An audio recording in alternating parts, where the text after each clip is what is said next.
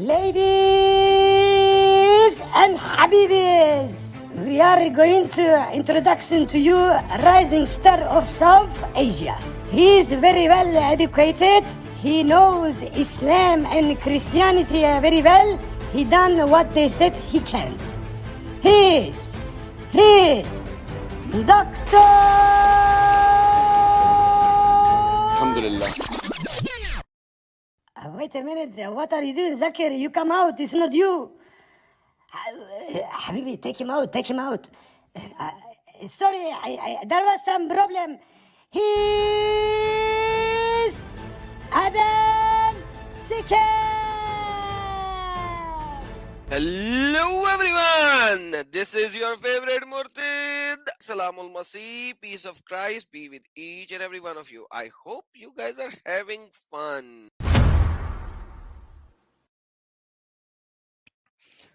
And hello, brothers and sisters. This is your favorite Murtid live once again. And welcome to our beautiful stream of the part 2 of infiltration. Infiltration techniques. These infiltration techniques have been shown, proven, given from the last 30 years. And people are sleeping in America. That's the whole thing. We have shown it last time. Usama has shown you the interviews, the videos, the links, and everything. That those interviews has been given by the Homeland Security, FBI, and all the other major defense something of the America. And those people have told us everything. At the same time, we have seen the interviews from the Mujahideen, the leaders of the Mujahideen, and the Islamic Brotherhood leaders. So we have seen a lot of data that those people are showing. And today we are going to go into the text, how and why this is what it is, and this is why it is. So before I bring our wonderful guest, who is the king of data, like he has the data, he has the presentations, I don't. I just show you the screen, and I'll go to Quran.com and I go to Sunnah.com. He makes presentation. He makes really beautiful presentation, as you know. So before I bring our Hazrat, Rasul, no, he is not a Rasul. He might not like Rasuls, but he is Hazrat, and Allah, pray for him, and you know that, right? But before I invite him, please do like and share the video. You have to share the video, obviously. Then I'm also live on Rumble. So anybody who wants to watch us on Rumble, they can do that. And I'm sharing the link over there.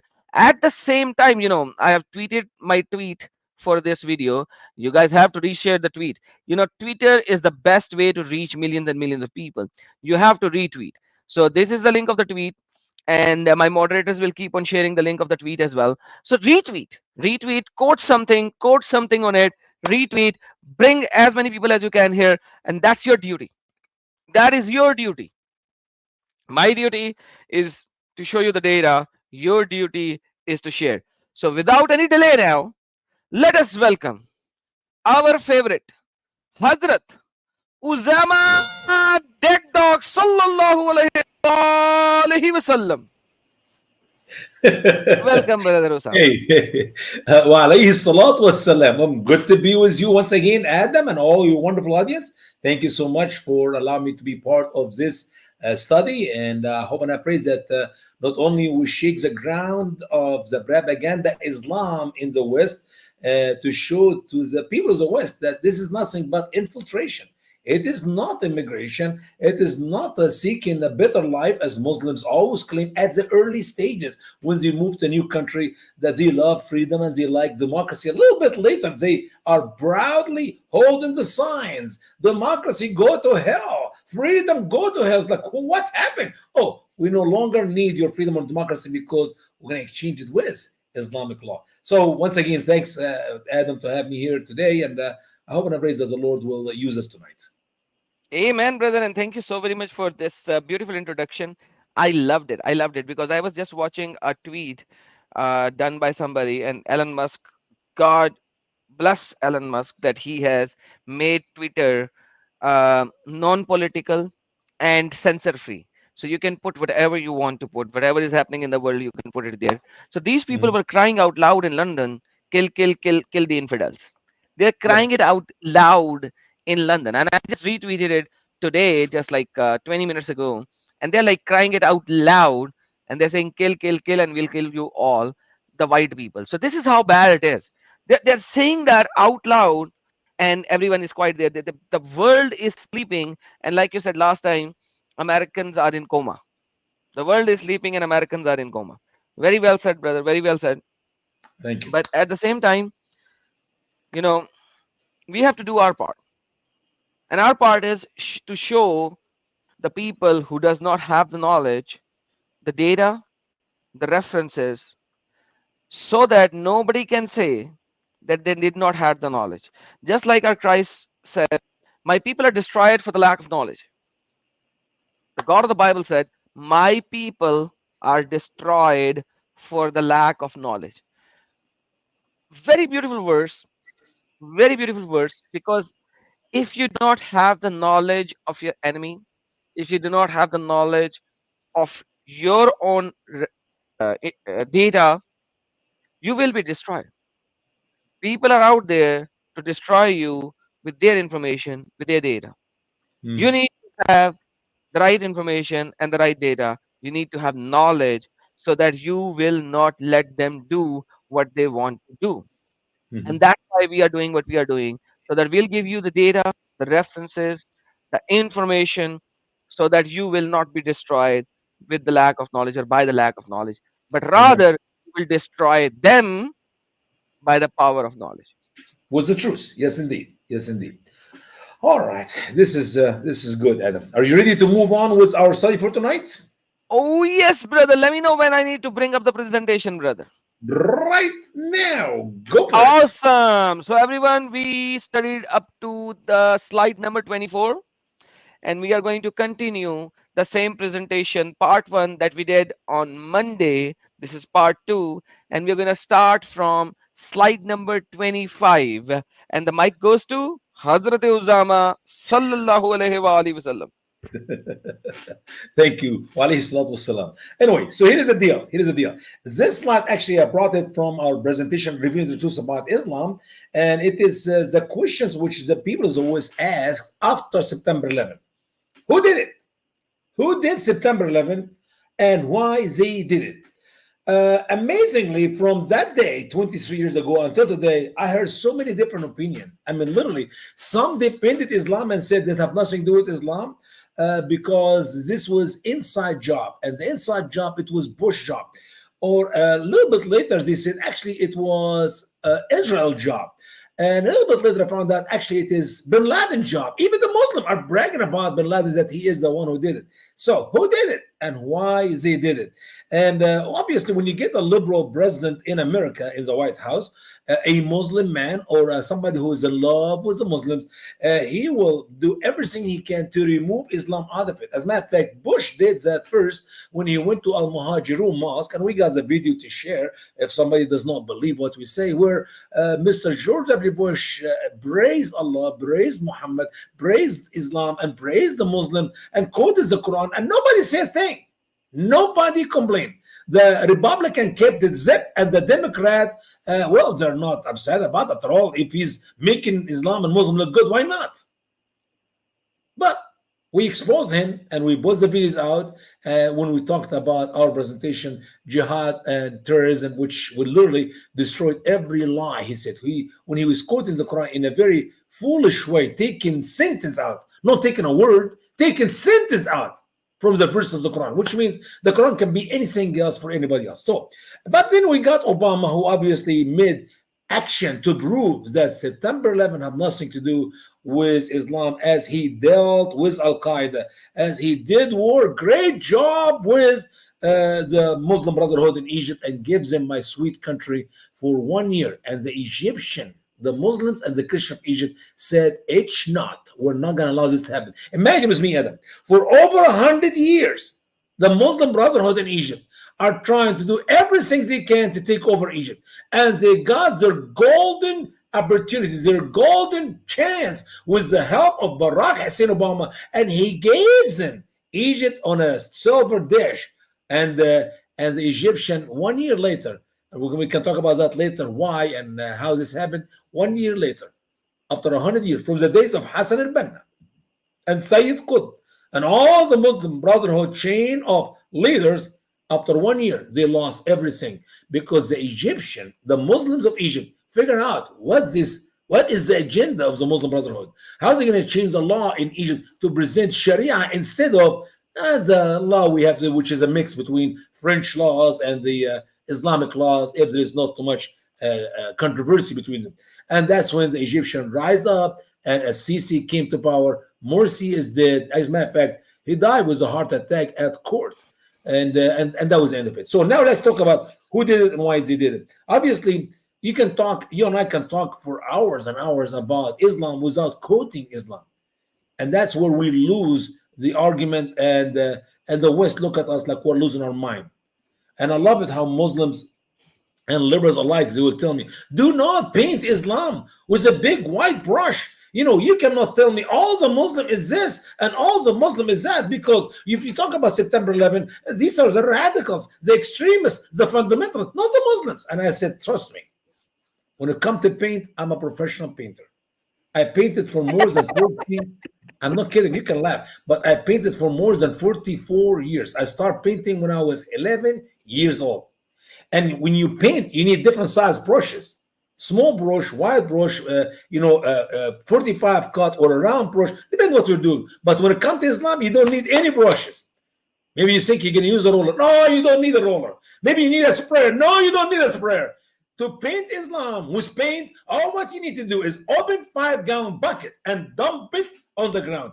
It has to be red color, and that is Islam. A red 5-gallon bucket, dump it in the middle of the house. Everything covered with blood. That is Islam. There's a point that my friend Mark Gabriel summarized. He's a history guy. He used to be a Muslim imam, used to be a historian. He summarized the history of 1,400 plus years of Islam in one sentence. Are you ready for it? Yes, I am. Islam is a gushing river of blood. End of story. End of story. That is, when you see Muslims killing Muslims all the way from the beginning of Islam. The day Muhammad died, the first civil war, where hundreds of thousands of Muslims were killed by the hand of other Muslims. Hello?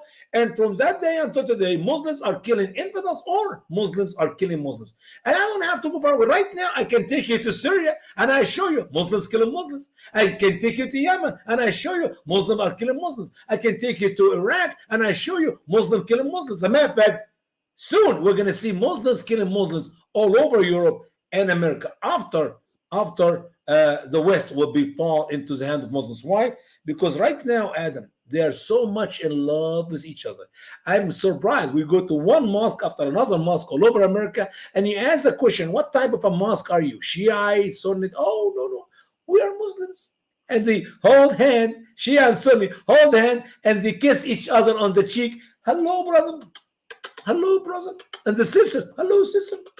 The sister kissing sisters, of course. Okay? So now, that will end. This honeymoon of Muslim united in America will end when America falls, because that's when every one of these Muslims of different beliefs will rise up to take over America. And that's when you see Muslims killing Muslims. So, who did it? The Muslims. Why?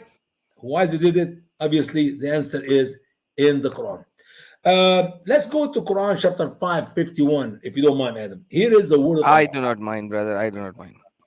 O you who have believed, do not take the Jews and the Christians as friends. They are friends to one another. And whoever among you takes them as friends, so surely he is of them. Surely Allah does not guide the unjust people. I'm amazed about the level of ignorancy about the people of the West, that when we quote even just some simple verse like that, Adam, I mean, the verse speaks for itself.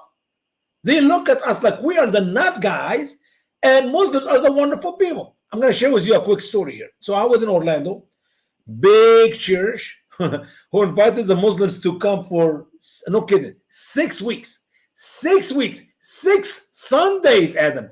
I have never been invited in any church in America, even though I've been doing this ministry now for 23 years, never invited to any church more than 1 week. Never. It is one Sunday, and if I will be blessed, I have to wait 3-4 years for me to go speak in that church again on another Sunday. Imagine 6 Sundays. I mean, you can laugh, but it's so stupid. Why church will invite a Muslim for 6 Sundays in a row, but not one conservative church in America will invite me 2 Sundays in a row? I'm not asking for 3 or 4 or 5, just 2 Sundays. Just bless me with one Sunday and the following Sunday. I'm not going to ask the church to put me in a hotel. I will feed myself. Trust me, it's free. We will come to any church who will have me 2 Sundays in a row for free. But anyway, so I'm sitting in the church, and the imam stood there. There was a bunch of Christian of us, Arab, Middle East, with that day. It was the last Sunday. And the imam spoken about the love of the Jews and the Christians. And he said, Muslim and Jews and Christian like 3 branches of Abrahamic tree. Excuse me, what? Yeah. He said, we are so much in love. We're best friends. And we're best friends. To make the long story short, I'm sitting there, and in front of me in the chair, there is a Quran given by these Muslims to the people in the church. And he kept going, we're best friends, we're best friends, we're like this, we're like this. Like, oh, God help me. This guy's not going to finish talking. Does he have any other words to say? So I'm looking at the Quran in front of me, and the lady sat next to the empty chair. I said, ma'am, is this your Quran? She said, yes. I said, would you mind if I look at it? I need to look for a verse. She said, oh, go in the back of the church. Good. These wonderful Muslim people are giving us all these Qurans for free. You can take as much as you want. I said, man, I just need to look at one verse from that book, if you don't mind. Sure. So I opened the Quran and I went to 551. I would just wonder how the was he translated that Quran. I mean, I just need to know what does he put there? While I'm opening the Quran 551, Adam, the Imam said one more time, Muslims and Jews and Christians are best friends, like this. So I'm reading the Quran verse and I'm shocked. It is actually word for word as you read in my translation in front of you right now. So I asked the lady, I said, ma'am, would you mind read that verse? She said, which verse? I said, 551, and I pointed. And so I'm sitting in the back and she sat in the front and she looked at it and she started reading. And after she finished reading, she looked behind her like that. And she said to me, you are the worst, you are the most hateful person I've ever met in my life. I am the most hateful person she have ever met in her life because I'm pointing to the Quran, which she received from them as a gift, to the lies they're teaching inside that wacko church. So basically, saying the moral of the story is, if you say something which is true and which is written in their own book, you are hateful. But if somebody will lie about Islam, but he lie in a way that he will represent everything very goody, even though it's not goody, then he is good. Sure. So the world wants lies. The world doesn't want the truth. What kind of a world are we living in, man? And by the way, you gave us a full story. I cannot give you the story, but I can tell you this. This has happened with me many times. If I will tell them that this you are telling me a lie, I can give it to you. I show them the Quran and they say, no, we have to go to Tafsir. And I say, go to Tafsir. And they read the Tafsir and then they say, no, there would be a different reasoning for this and it might be for that time. And I was like, dude, the Tafsir doesn't say it is for that time. You are telling me it's for that time. So what you were telling me, can you show me that that thing is in the Quran? No, I'm not a scholar. So you're not a scholar, but you are claiming something which you cannot back up with. But I show you that what you are saying is a lie. And I am a dirty guy. I am a hate monger. I'm an Islamophobe. This world has come into a very different area, man. It's very sickening. It is what they call the circle of excuses. So the first excuse, I've met so many Americans the same way. The first excuse is, well, you're taking this verse out of context. So I read the verse within the context. Well, that is not a good interpretation. It's not a good translation. I put my Quran aside and I pick up Yusuf Ali or Shakir or Bakhtallah and I read it. Well, different words, they have different meaning. You have to read it really to understand it right from the Arabic language, because that is the real Quran. So I read it in the Arabic Quran, and then they say, well, we do not know Arabic. We do not understand Arabic. And you have to read the interpretation. We read the interpretation. It is just so ridiculous. It is just so, like you said, my people are destroyed for lack of knowledge. They do not know, as they don't want to know. And he argues you the empty argument. All right. Anyway, let's move on to the next hadith, and that is the saying of Muhammad. Why did I pick? By the way, these are nothing new. If your others have heard you speaking before, you know that they already know these verses, they know this saying. But I'm making a symbol ABC. ABC. The Muslims are called by Allah in the Quran never to take a Jew or a Christian for friend. And the verse is very clear. Why? Because if he takes them, first of all, they're friends to one another. Oh, wow. I could not take a Jew or a Christian for a friend because Jews and Christians are friends. That makes too much sense to me. And then Allah said clearly, if you take the Jew for a friend, you become a Jew. What's wrong with that? Oh, let me remind you, Quran 1:6, the Jewish people, Allah told us his wrath is against him. So if a Muslim take a Jew for a friend, he become a Jew, and the wrath of Allah will fall on him. And Quran 1:6, the Christians are lost. Anta alayhim ghayr al-maghdubi alayhim walad-dallin. Exactly. So if you take a Christian for a friend, you become a Christian, and then you'll be of the lost. Dal means lost. And we know that all those whom the wrath of Allah is against and the lost one are the fuel of hell. That means you burn in hell. So in simple words, save yourself from the eternity in hell by never take a Jew or a Christian for friend. I think that's a very smart technique of Muhammad. If a Jew, seriously, if a Muslim take a Jew or a Christian for friend, he will discover that the Quran is a comedy book. Why do I say that? Because the Quran is many of the stories of the Jewish beliefs and many of the stories of the Christian belief, and nothing written in that book is true. So you sit with a Jew, and Moses said, and the Jews start laughing. Moses said that? Yeah. Why? Because Muhammad said, I'm sorry, here's what Moses said. Then you have destroyed the faith of the Muslim about Moses and about any other biblical name, Abraham, Noah, Adam, whatever. They're all wrong. I challenge a Muslim to show me one story Muhammad copied from the Old Testament and he inserted in his Quran, and it's accurate. So you talk to the Christians, oh, well, we believe in Jesus. Yeah, who is Jesus? And what he did? Oh, that's wrong, and that's wrong, that's wrong. No. Your Muhammad got it in the Quran wrong. It's not. The Bible is wrong. It is the Quran is wrong. And the proof is very simple. Muhammad in the Quran brazen Christianity and brazen Judaism and brazen the books and assuring us that no one can change the word of Allah in the Bible, which means it's too late for Muhammad. You know, if Muhammad was a smart man, he would put it from the beginning in the Quran. The Bible has been corrupted. The Bible has been corrupted. And here is error. 1, 2, 3 from the 1, 2, 3. ABC, ABCD, ABC. Show me all the errors in the Bible. But the problem is Muhammad praised the Quran, praised the writing of the Torah, praised the writing of the gospel, and assured his wonderful Muslim believers that no one can change the word of Allah. And when he doubted his own Quran, Allah led him to go back to the people who were reading the Bible in his days. That is a problem. You cannot tell me the Bible is perfect and at the same time everything you copy from the Bible and you say that the Quran is wrong. You can't have it both ways. Anyway, so here is the saying of Muhammad in Sahih Muslim, which is another famous saying of Muhammad. I have been commanded to fight against people till they testify to the fact that there is no God but Allah, and believe in me that I am the messenger and in all that I have brought. I mean, what do you think of that? How Muhammad will treat the people in his days, those who choose not to believe in Islam?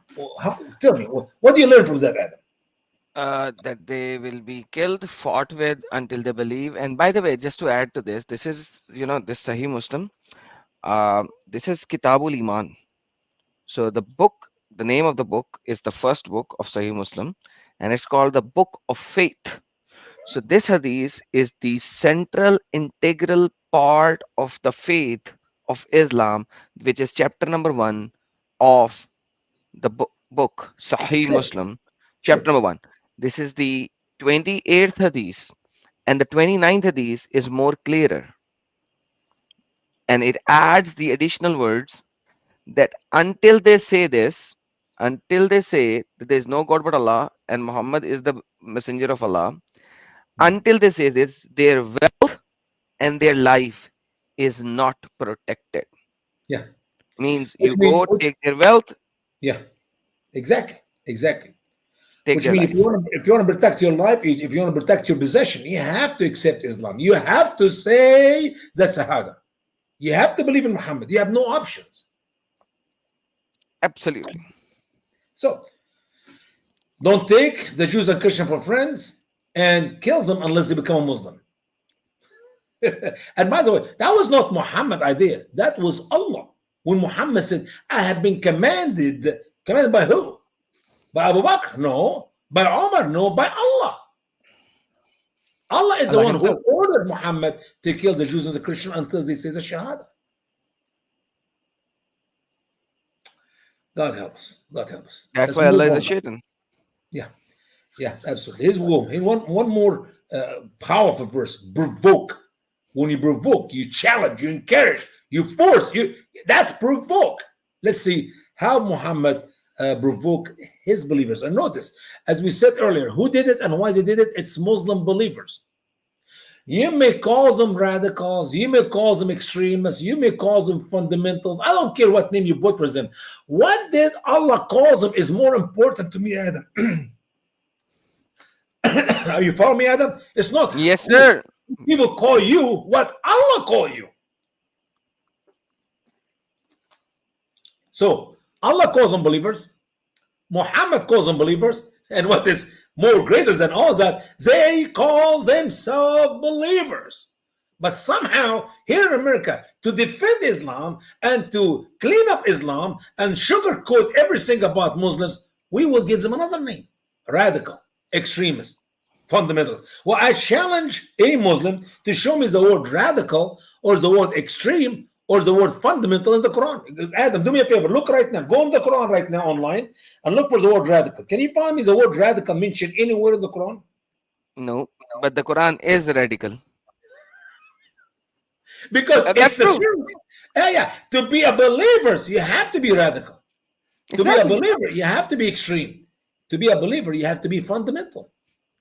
That's the whole idea. So if I'm a radical Christian, radical fundamentalist Christian, Yeah. I will have to turn the other cheek. Literally speaking, I don't. Yeah. You have no I'm an option. angry guy. I am an Yeah. angry guy. I respond with anger. By the way, Christ said, "Don't be angry." But then there is other verses in the Bible which says there is some righteous anger Sure. for the God and for the love of God and for the love of humanity. But at the end of the day, there, like, Quran never gives you kind of a dilemma whatsoever. No matter what you do, there is no dilemma.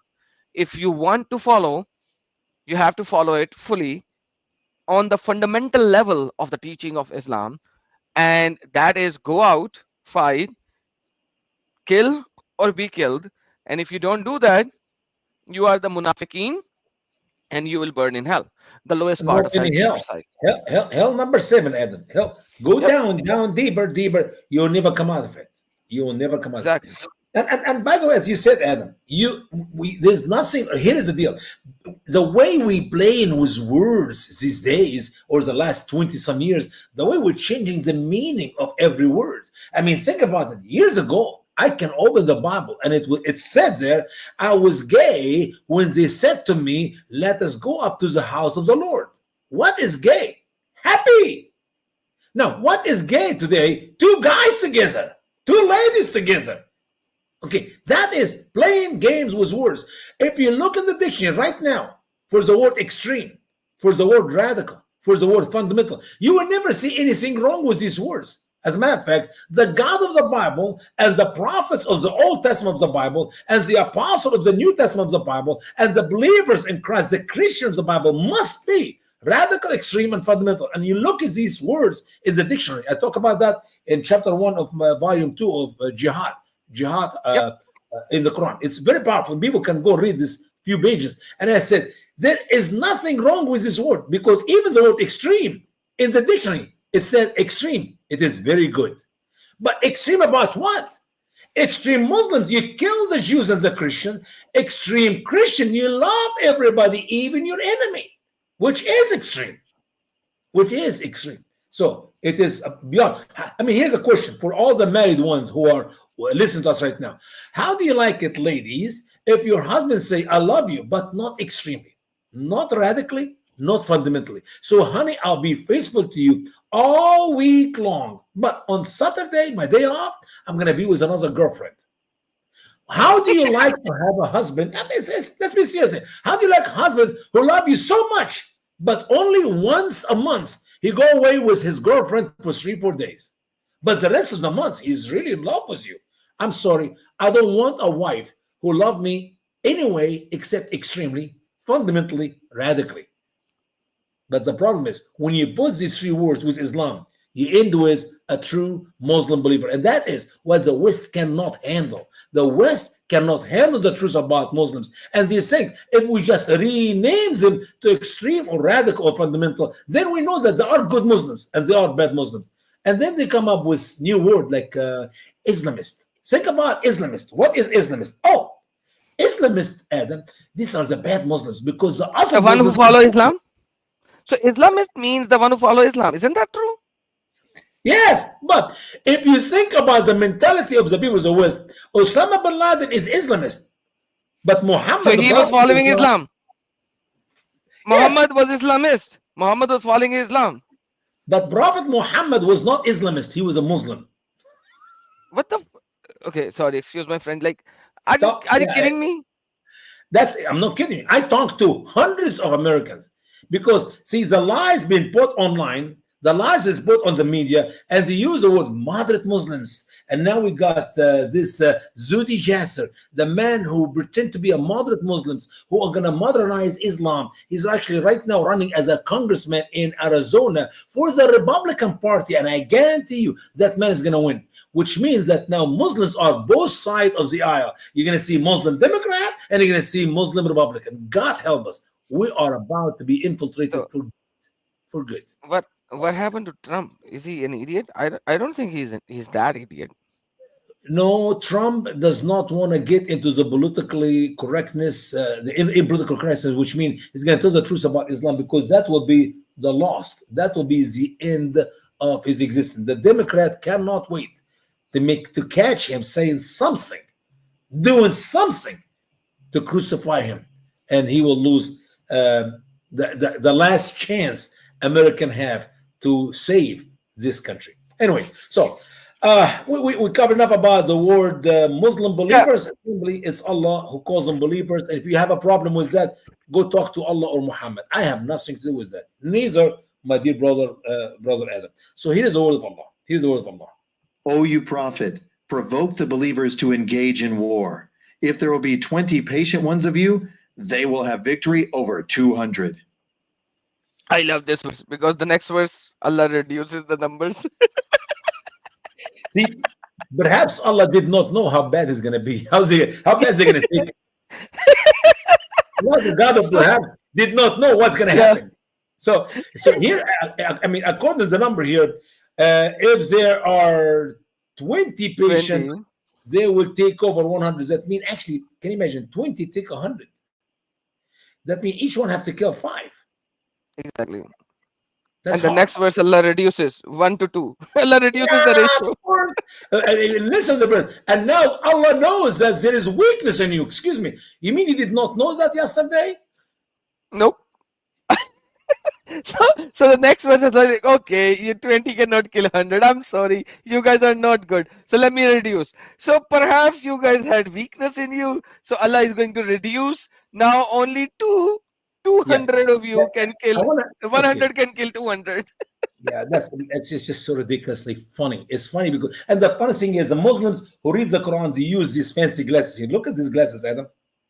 Oh, wow. These are the glasses you can use to look at the sun when you have eclipse. So you can't even see anything. You can't even see anything there. Right now, all I see is black. Exactly. It's to see very dark light, bright light. That's how Muslims read the Quran. if they just take the stupid glasses they are wearing and wear any glass. You don't wear glass. Just read the Quran. You found that something wrong with Allah. He did not know, and now Allah knows there's weakness. We're going to cut the number from. It's like Allah arguing or Muhammad negotiating the number of prayers with Allah. Imagine that with me. Start with 50 times a day. For heaven's sake, Adam, how in the world Muslim can pray 50 times a day? Even if you do it with one wudu. Do you think you have enough time to go and fight and perform jihad for the sake of Allah if you're going to pray 50 times a day? When are you going to have time to sleep? Brother, I think Muhammad somehow heard from someone the plea of Abraham with You the got it. Lord, or Exactly. Genesis 18.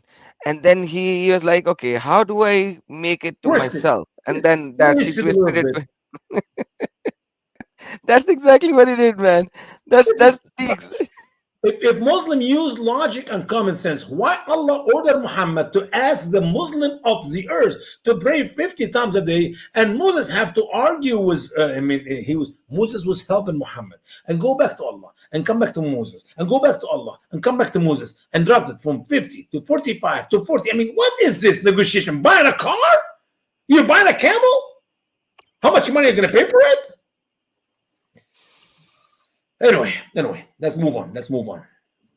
So now Muslim believers who engage in war because they're provoked by Muhammad, actually by Allah. Once again, who say, oh, you prophet? Who's speaking to Muhammad here?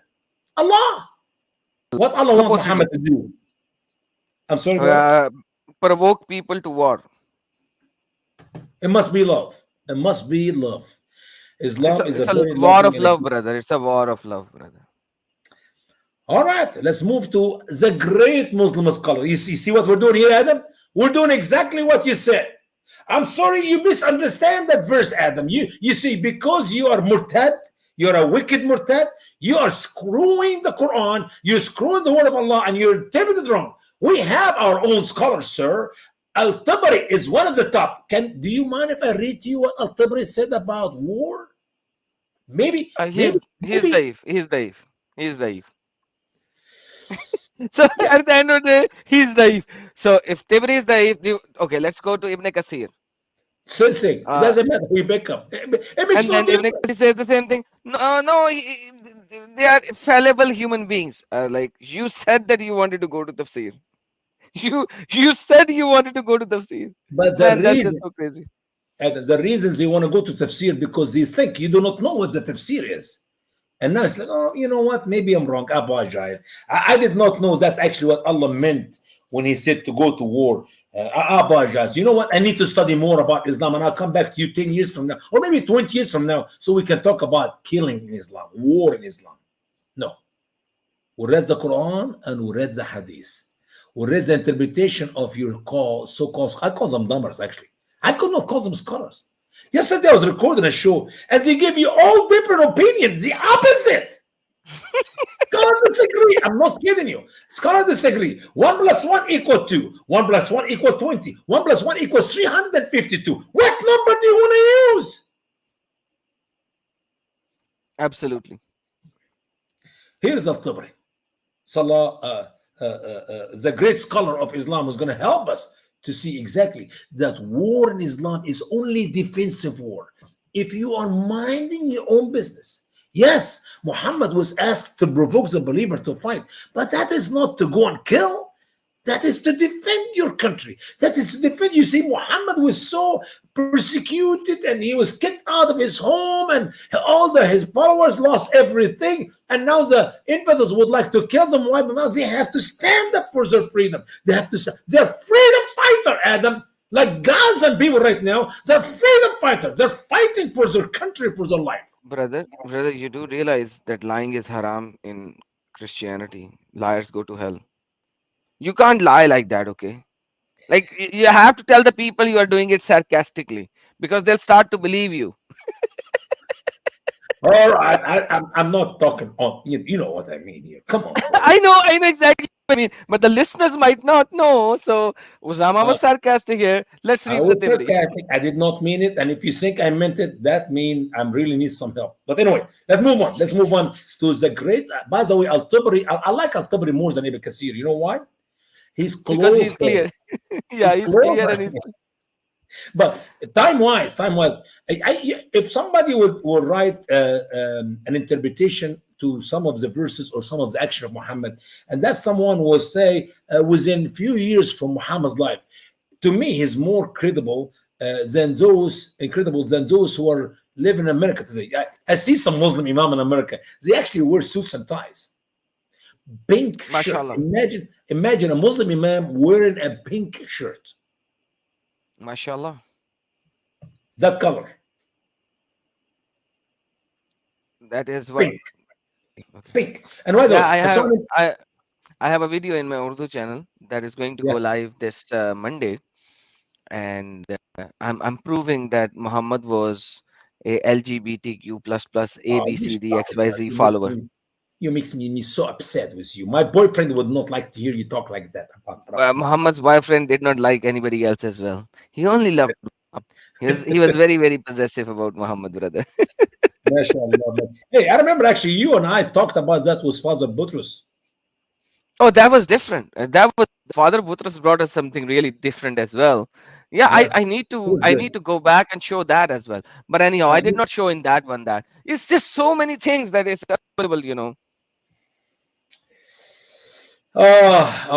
Anyway, so here is Al-Tabari, the closest scholar to Muhammad. Maybe will tell us a true picture of why Muslims went to war. Arabs are the Yes. most noble people in lineage, the most prominent, and the best in deeds.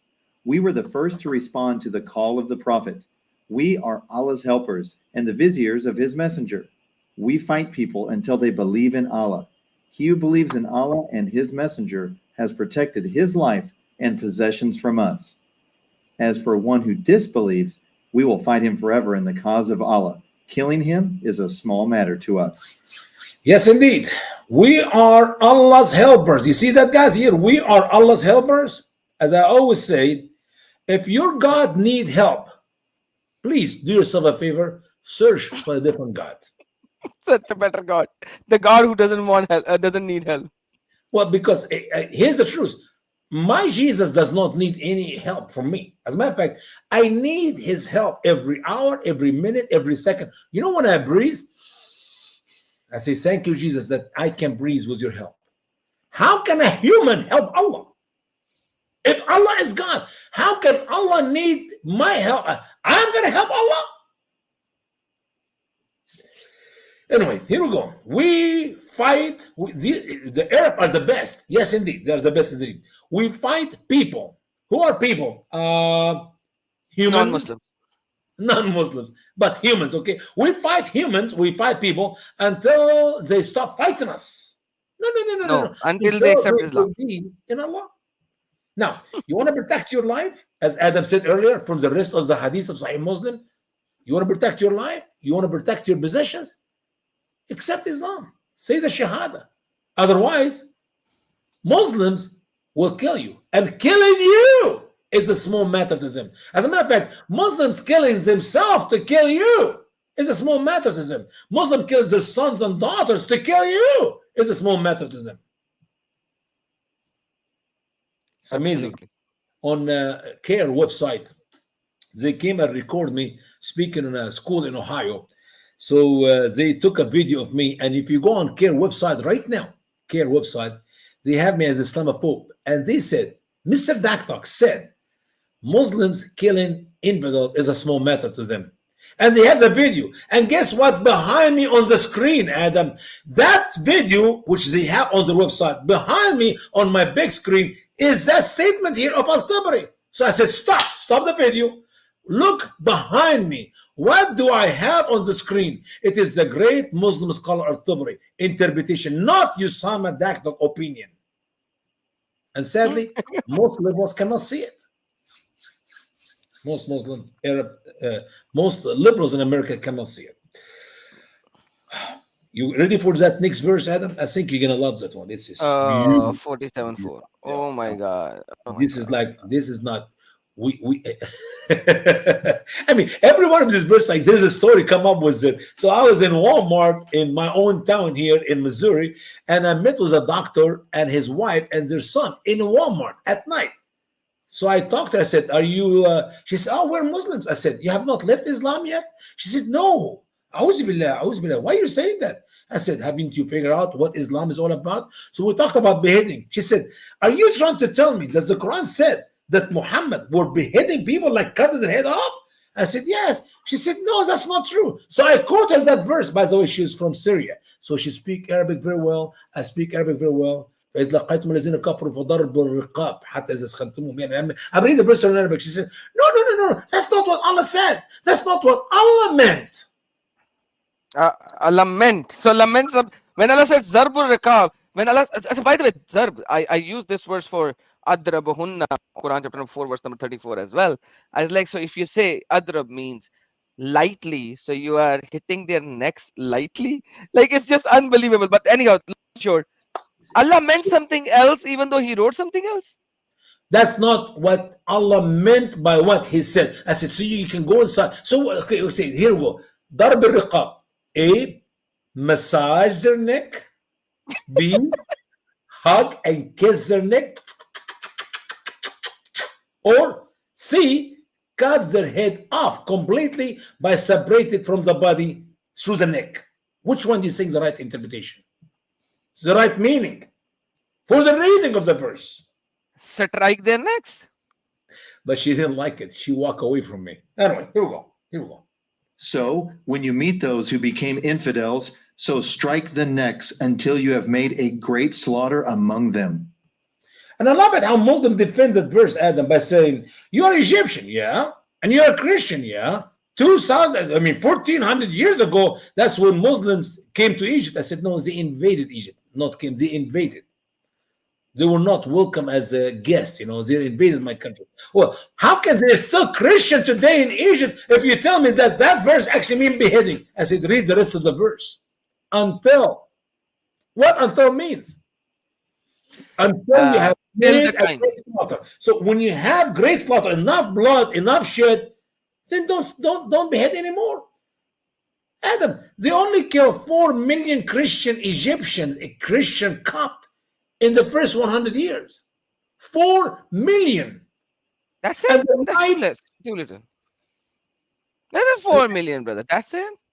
Yeah, and the wives and the daughters of these men have been taken by the good Muslims who beheaded their daddy, who beheaded their brother as concubines and slaves. And behold, today there are 85, 90 million Egyptians are Muslims. These are the descendants of rape after the killing of the fathers and the grandfathers and the brothers. Absolutely good believing Muslims. That's how it is. By the way, AG said Sam and Jai, no, this one. AG said Sam and Jai destroyed Dawah Gangist. Did you watch the Speed Adam Seeker? Brother, I think that Sam destroyed them less, and that what is the name of that fat bunny? What's his name? The Muslim scholar. Forget the Muslim perspective. The other guy. What's his name? The goon. He actually destroyed himself far more than that. So the way he said certain things, he was destroying his own friend, the Muslim skeptic, more. So he was actually denying whatever he says in his time. So he was denying his own Muslim friend as well. So he was giving a lot of weapon to Sam and Jai as well. So it's beautiful. It's a beautiful debate, and I love it. And I forgot the name of the other goon, man. What's the name of that goon? Guys, give me the name of that goon, yaar. How can I forget that? How do I forget the name? I don't know. The one who debated some Indian as well. What's his name? A lot of people said, Adam, why don't you debate him? I was like, whenever he opens his mouth, he destroyed himself. He just he just has to open his mouth and say something about Islam, and then he will destroy himself. That proves that the Bible is true, because the Bible said when the fool opened his mouth, he destroyed himself, and it would be better for him if not to speak at all. Yeah, that's just beautiful. So yeah, Yeah, so that's what he did. He's an idiot, right? And he destroyed himself multiple times. And Daniel Hakikachu, yes, thank you so very much, Mr. Weiger. Daniel Hakikachu, this Hakikachu guy, brother, he like there were two people versus two people, right? So yeah, Hakikachu was with Muslim perspective, and w- he said something else about Quran is perfectly preserved. It is the most matawatir transmitted and all. And then it's the turn of Hakikachu, and Hakikachu said every single scholar of Islam knows that there were different readings, multiple readings, and every single scholar of Islam knows that there were Quran with two additional surahs as well. They also know that a lot of Muslims still fight whether Bismillah is a part of the surah or Bismillah is not part of the surah. One of the major issue is Bismillah part of Surah Fatiha or not Surah Fatiha? And I was listening and I was like, what the hell? He just destroyed why the even do a Mutawatir. debate? So he just destroyed the Mutawatir argument of his own brother. So like Sam should be laughing and enjoying, and like he's destroying his own brother. Thank you, appreciate you. Now, don't tell anybody that I told you to say that. You said that on your own, yeah. You know, it's amazing when I look at Jalalain interpretation. Al Jalalain is not a very smart man to interpret the Quran. If you look at it, the amount of words he put to interpret the Quran, they're nothing. But what I love about Al Jalalain, and trust me on that, Adam, you need to go open Al Jalalain and read his interpretation to every verse 1 of the Quran. Just go to chapter 1, verse 1, chapter 2, verse 1, chapter 20, verse 1, chapter 50, verse 1, chapter 114, verse 1. Read verse 1 of every chapter by Al Jalalain. You can't help but to laugh because he will tell you this chapter is Mecca or Medini, which is good. And then he say, except, and then he give you the verses which are Medini in Mecca and Mecca in Medinis. Like, and then go look at his verses. Go look at his verses and examine them. They don't add a jack to the chapter, or they not take away from the chapter. So there's no point. But more important than that, then he will tell you وَآيَاتُهَا, which means the number of the verses of that chapter. And he give you different option: 25, 28, or 32. Excuse me. I look at my Hafs Quran. There's only 25. So what is 28 and 32? Which means most chapters of the Quran are missing verses. Every chapter is missing some verses. That's what I love about Al-Jalalain. It's a comedy. And that is a for example, if you read chapter number 73, verse number 20, yeah. 73 is supposed to be either the first chapter of Quran or the fourth chapter of Quran. And the verse number 20 is, yeah. Sorry? The order of the Quran is a chaos by all scholars anyway. Yeah, because the scholars are fighting whether this was the first, because here Allah is talking about, something very, very different, and, whatever. So verse number 20 says, go and fight, right? And now the problem is that fighting was not prescribed that early of the Islam.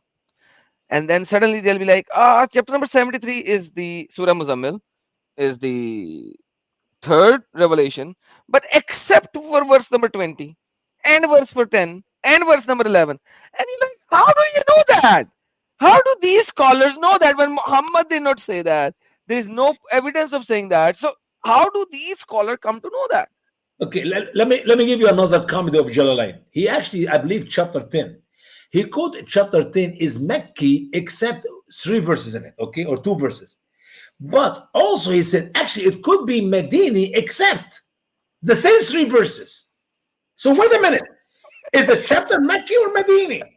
And if it's Mecca, these 3 verses are not Mecca. And if it's Medini, these 3 verses are not Medini. The man is drunk. The man, he lost his credibility for good. He is no longer a scholar in my book. He is just another Muslim dumber. All right. Let's move on, brother Adam. Yes. Move on. Here we go. Now, we talked about the words of Allah. We talked about the word of Muhammad. We talked about the interpretation of the scholars. Now, let's see the Sunnah of Muhammad. What do I mean by Sunnah? What Muhammad did. How Muhammad understood the Quran and how Muhammad practiced it. You see, we have a science in Christianity. It's called the science of hermeneutics. It's a big fancy word. Okay, what is hermeneutics?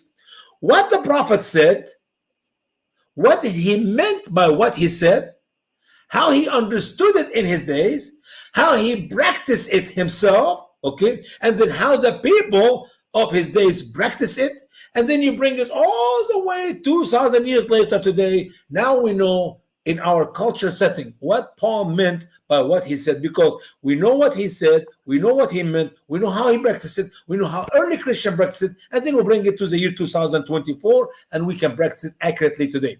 That is the best way to understand any verse or any teaching or any book about any subject. Okay, so what Allah said to Muhammad, how Muhammad understood it, how Muhammad practiced it, how early Muslims who were around Muhammad understood it and practiced it, and now we can practice the same verse in the same way in the 2024. That is the perfect way to interpret anything. It's a book about science, it's a book about religion. You got me, Adam? Yep. Let's look at these two verses. You see how Muhammad really understood the Quran and practiced in these passages. So Quran chapter 33, 26 and 27. Let's start with 26. And he brought down the people of the book who backed them from their strong places and cast terror into their hearts. A group of them you are killing, and a group of them you are taking captive.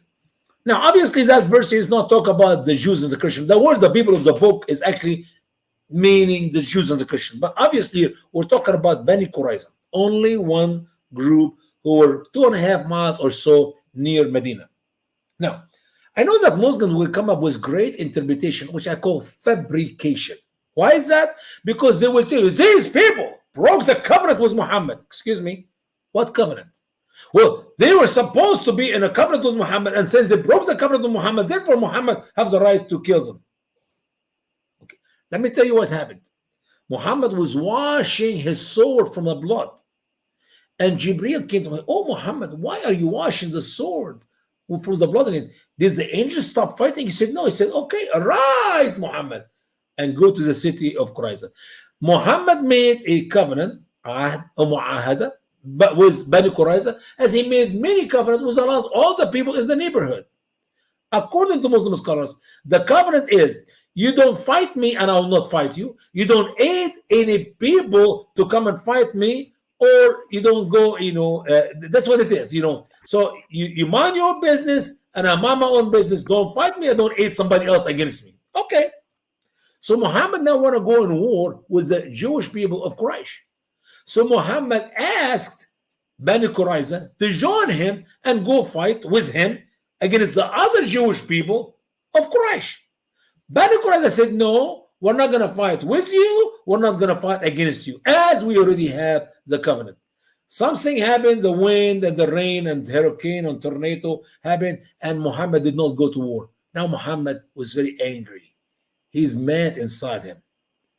So he made up the story about Jibreel came to him, washing the sword, and saying, all right, almost. He sent a caller. Everybody in town, we're going to go pray the afternoon prayer at Bani Qurayza's village. Excuse me, what? Yes. So what does the prayer have to do with the battle coming up? That's what Muhammad meant. When Muslims go to pray over a village and there's Allahu Akbar, Allahu Akbar, Sami Allah liman hamd, Rabbana lakal hamd. It means they're about to wipe out these people completely. Prayer and jihad fit perfectly in Islam. The call of Muhammad through the caller, everybody, all the Muslim believers must go to Bani Qurayza. We're going to fight. No, we're going to pray. The afternoon prayer. And what's amazing about the Muslims and the disagreement amongst them about the prayer. Some said, well, the time of the prayer came while they are on their way to that village. So they stopped in the middle of the road. In the middle of the road. Oh, it's time now. It's 12:22. Exactly. So they pray. But others said, oh, no. Muhammad gives the order. We pray at Bani Qurayza. So they continued to walk another few minutes and got there and prayed there. They surround that village for 20 some nights, 21 night, 22 night, whatever the number is. They run out of food, and they run out of water. They don't have refrigerator at the time, Adam. They don't have running water with a pipe. You open the faucet and the water come down. They have to get out. They actually went out with white rags, like surrendering. Okay, Muhammad, we're surrendering. We're just gonna take our wife and our kids. We'll leave. You can take our homes. Muhammad said, no. And I love it how Muslim, another screwing up interpretation. They said, oh, Muhammad picked up a just man to judge between them and him. Who is that man? Sa'd ibn Mu'az. Wow. Who's Sa'd ibn Mu'az? He was a Jewish man. Excuse me, what? He's one of them. Are you kidding me? Maybe you need to stop using the stupid black glasses and use a normal glasses so you can read your own al-Tabari and your own scholars' interpretation about who is that Sa'd ibn Mu'az. That is a man who was wounded in a previous battle, and Muhammad fixed his wound by burning it. Muhammad saved his life. And that man hated the Jewish people more than a Muslim today will ever hate the people of Israel. And he was praying to Allah, Adam, oh Allah, if you save my life, I would love to go in one more battle to kill some Jews. That is a man which the Muslims in America will tell me he's a just man, and he was a Jew, and the Jewish people loved him, and the Jewish people know that he's going to be fair. What was the crime of the people of Bani Qurayza? The crime is he did not join Muhammad in battle to kill other Jewish people, the Jewish of Quraysh. God help us. God help us. So, long story short, he judged between the Muslims of Muhammad, the followers of Muhammad, and Bani Qurayza by saying, every young man who have hair around his private part, and all the older, I don't care how old you are, if you are 80, 90, 120, all these men must be beheaded, and the women and the girls and the little children to be given to this wonderful Muslim fighter. And Muhammad did not say, wait a minute, Sa'd ibn Mu'az, you're extreme, you're radical, you're fundamental. What is wrong with you, man? These are Jewish. These are the people of the book. No. Muhammad said, you have judged by the judgment of Allah from the seven heavens. That's exactly what Allah wants me to do. So, a group of them you're killing, first of all, they terrorize them. He said, and cast terror into their hearts. Now I know that Allah is a terrorist. Muhammad and his followers are terrorists. I'm sorry, that's what the Quran said. You terrorize them. You terrorize their heart. A group of them you're killing. These are the boys who have hair on their private part. I'm guessing 11 years old, 12 years old. I love it how some Muslim scholars tell us about a young man who's a Muslim uncover his nudities, and they look at his private part, his penis, and there was hair there. So one man said, that's hair. The other man said, no, that's not hair. That's just fuzz. Soft hair is not hair. So they went to Muhammad. Oh, Muhammad, they took the guy. Okay, take his clothes back in. Look, Muhammad, should we behead that guy or not? And Muhammad looked at the private parts. That's not hair. That's actually fuzz. That man who was not killed, but his father and his brother and his mother was raped and his sister was raped by some Muslims, became a good Muslim, and he bragged about the kindness of Muhammad. The Prophet of Islam who spared my life. I don't know how can you be stupid enough to believe that garbage lies written by the Muslims. Anyway, and a group of them you're taken captive. These are the women and the children. Did I miss anything in that verse, Adam? No, you have not. Here's the rest of the verse. Welcome to America and Islam in the end of time. I'm not joking. That's, I believe, when I say the infiltration of Islam, I'm talking about what Muslim will be doing, what they're doing now, what they have done the last 20 years, and what they're going to be doing 20, 30 years from now. Here it is. And he made you to inherit their land and their homes and their money, and a land which you had never set foot on. And Allah was mighty over all things. They inherited the homes and the land and the money of Bani Qurayza. Okay, we know that's what happened. But what about a land which you had never set foot on, like anywhere where Muslims walk with their feet? They actually believe they're inheriting America. We got plenty of videos we can watch after we finish the study for another study, and we'll show you that's what Muslims actually said in America about America 35 years ago. 35 years ago. Absolutely. Because every land is of Allah's land, and Muslims are the only inheritors to the land of Allah, and hence they are going to occupy this, and they are going to bring it to Islam. They are going to bring the Allah's Sharia and Allah's law in it, and that's it. End of discussion. I don't know how people can be so deceived. Like they just have to read the Quran once with their mind open, and that's it. I don't know how to make them believe that this is exactly what is written. This is exactly what it is saying. That's for the West, the people of the West. How about Muslim takes these glasses out and read the Quran with without glasses? Notice the word inherit. How do you inherit somebody, Adam? If the person dies, only then you inherit. Oh, so it is part of the deal. You kill the Absolutely. men, you inherit the women and the children and the homes and the money. Exactly. They're gonna kill the Americans. If the American will not wake up, get rid of the Muslims of America, the day is coming and the Muslims in America will inherit America, which means the American have to die. And after the American people die, then the Muslim can easily take everything, inherit it. God help us. God help But us. that's And exactly what they obviously, want. That's exactly what is written. That's exactly what they want, and that's exactly what is written. That's what I'm saying. Like I don't know how they don't see this because it's written. What else do they need? What kind of proof that they need other than what is written? It's just so unbelievable, man. now let us look at how the governors of America. I'm just going to give you one example, which is the state of Illinois. Trust me, you can find it in every state in America. As a matter of fact, we all know who are CARE. Okay, CARE is the Muslim Brotherhood. CARE is Hamas. CARE is a Muslim Brotherhood, was 100% without doubt. How do I know that? They telling me that. We got a list of Muslim Brotherhood in America. One of them is called CARE.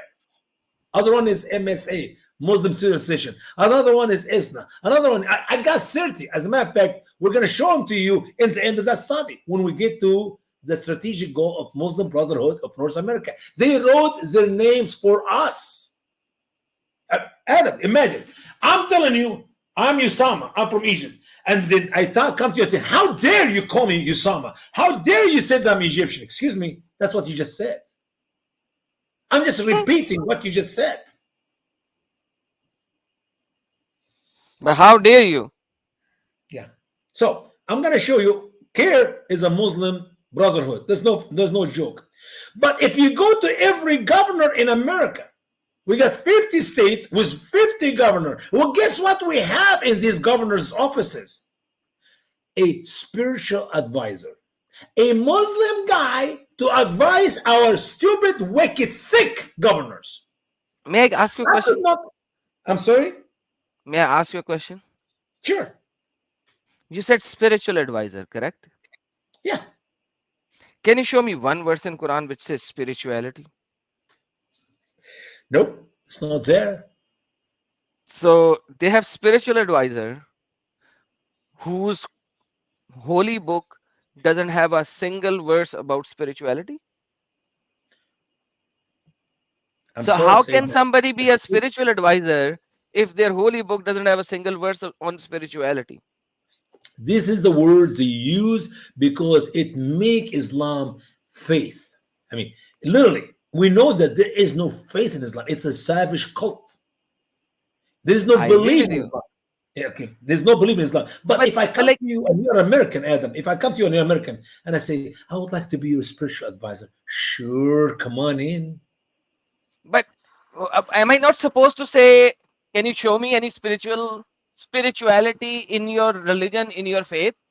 Am I not supposed to ask this very basic question? What is spirituality in your faith? Can I see a verse, a hadith on spirituality in your book?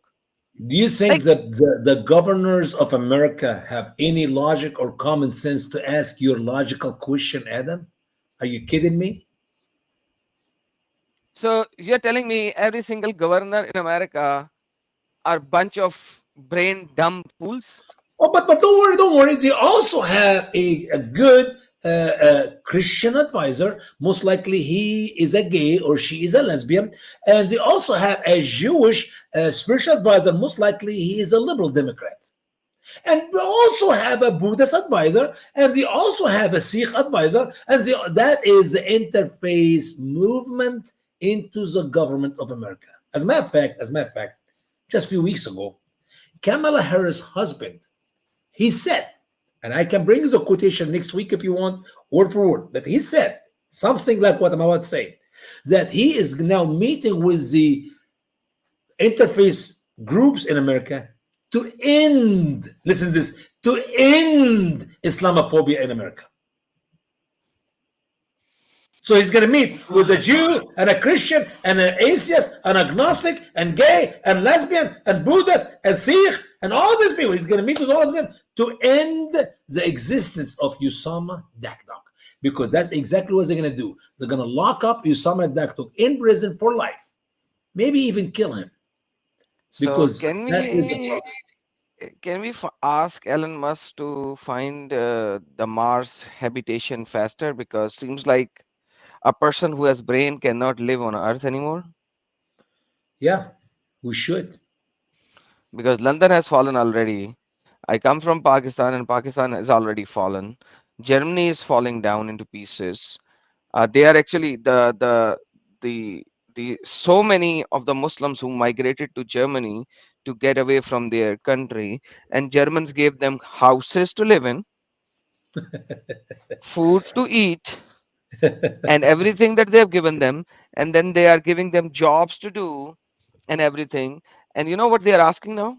So they will eat in the plates of German, they will live in the houses of German, they will drive German cars on German roads, and you know what their demand is right now? Give us our own graveyard. So they want to be buried not next to a Christian, they want to be Sure, buried the in their own Sunnah, graveyard. So they the wanna live in a Christian land. They wanna eat their Sunnah. food. They wanna live in their houses. They wanna do their jobs. But when they die, they wanna bury their bodies in their own Adam, graveyard. How stupid it is, man. this is already happening in America. Now we got Muslims graveyard in America. As a matter of fact, a friend of mine, she was her son became a Baptist minister. Okay, so I know him personally. I met with her, and she was married to a man by the name Muhammad from Egypt. And Muhammad died, and she buried him in her tomb because she had a piece of land to bury herself next to her husband. And I believe she loved that man. They've been married for 30 some years. He was trying to make her son a Muslim, but her son became a Christian Baptist minister. Okay, so I spoke in his church many times. But she, after she buried him, his family, the brothers and uncle, they fought in a court of law to remove his body from that cemetery to be taken to a Muslim cemetery because they don't want him to be buried in an infidel tomb. I didn't even know what happened in the case. God knows this. I know it was, she was talking to me on the phone, crying with tears. Usama, I loved my husband. We lived with each other for 30 some years, and I buried him because I want to be buried next to him. And they are fighting me to remove his body from the cemetery, which me and him bought together to be buried next to each other. Brother, I don't understand this burial part, quite frankly. It's But American culture. It's American culture. When a man loves a woman, they like to be buried together. That's all. perfect, that's fine. But what I'm saying is, okay, so in America, if a Muslim buys a land and converts it into a graveyard, okay, perfect. That's his money, his land. He can Oh, make, I he got can your do point. whatever he wants to. What I'm saying is that in Germany, these Muslim immigrants who are living on the money of these Germans, they are demanding the government to give them a free land which will be made a Muslim graveyard. Why the hell are you in Germany? Here's a fact, Adam. You give a Muslim an inch, they go for a mile. Now they're taking the mile. You allow them to have ABC, the early stages of Sharia, which we're going to be talking about in that study, in all the depths, because we have another study. It's called Revision to Survive Sharia, Islamic Law. We can do it in the future, but we're going to give a little bit hint of what is Sharia. But you give a Muslim an inch, they will go for a mile. It's a fact. I mean, how can you get away with it? It's happening everywhere around the world. Unbelievable. Unbelievable facts. Okay. Please, brother, continue. Sorry for the diversion. No. We're good. We're good. Here is the governor of Illinois, one of the many governors of America. Guess what they're doing? Here we go. In August of 2011, Illinois Governor Pat Quinn named members to serve on the Muslim American Advisory Council, which will help to ensure Muslim American participation in Illinois state government. This is not just Illinois. Trust me. If you live in California, the same way. If you live in Florida, the same way. If you live in Oregon, the same way. If you live in New York, the same way. If you live in North Carolina, it's everywhere. And you cannot be called bigots, Islamophobe, anti-Muslim, anti-immigrant. I mean, the people want to be part of our government. They want to have participation in our government. So we need to get some of them as advisor. It's called Muslim American Advisory Council. We went to Florida where Governor Chris was there. As a matter of fact, Tom Toronto, if you know him, Tom Toronto, most likely you know him. He's a good brother doing a great ministry in Florida to expose Islam. So it was me and Tom and another guy. I can't even remember that heavy brother. He actually was carrying the camera, and we went inside the governor office in Pensacola. I believe that's where the governor is, the office anyway. So we went there, and they have Muslim Day at the Capitol. A Muslim Day at the Capitol. Ahmed Badir was at the time there, and he literally ran away from me. We got the video to prove it. Where I went to talk with him, I said, "Who are you? Why are you talking this?" And we ran away. And it's a long story, but we went inside the Capitol, and the governor shook our hands, and he said, "We love you, Muslim people. Welcome in our capital. Welcome in your capital." And Tom looked at him and said, "Excuse me, Governor, we're not Muslims. We're actually here to stop Muslims of taking over our government, of taking over our capital." Muslims come from all over the country, from all over every state, and they have a capital day.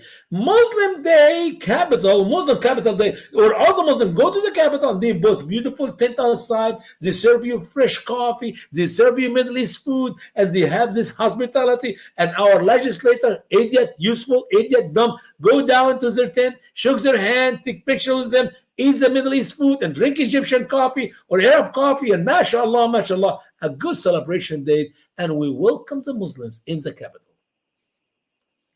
Have you ever heard of a Christian day at the Capitol? I have not heard of a Christian day in any part of the world that I have been to, and I have been to many countries of the world. Why Muslims have a day in the Capitol? What is the purpose of that? And there's going to be a week in the Capitol, and there'll be a month in the Capitol, and then the whole Capitol will be taken by the Muslims. I guarantee you. Once again, give them an inch, they go for miles. You're talking about the capital of Florida, correct?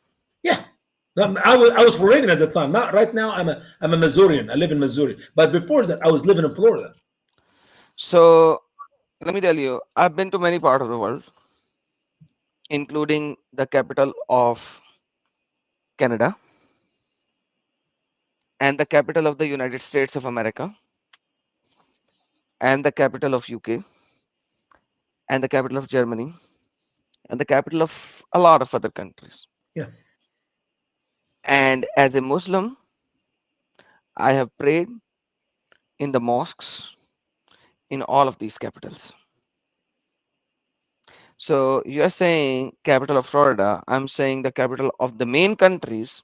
They have not just one, they have many mosques, and some of the mosques are called musalla. If you don't know, let me tell you, these are called musalla. So what happens is a man has a house and he will make a room which has another door outside, or he'll make a door outside. So you go, enter a door, you will find it on a Google map, you'll find it on Yelp, you'll find it on so many other locations on the apps of that country. You can go to the musalla and offer prayer in congregation, any of the prayer, and that's a musalla that you'll have there.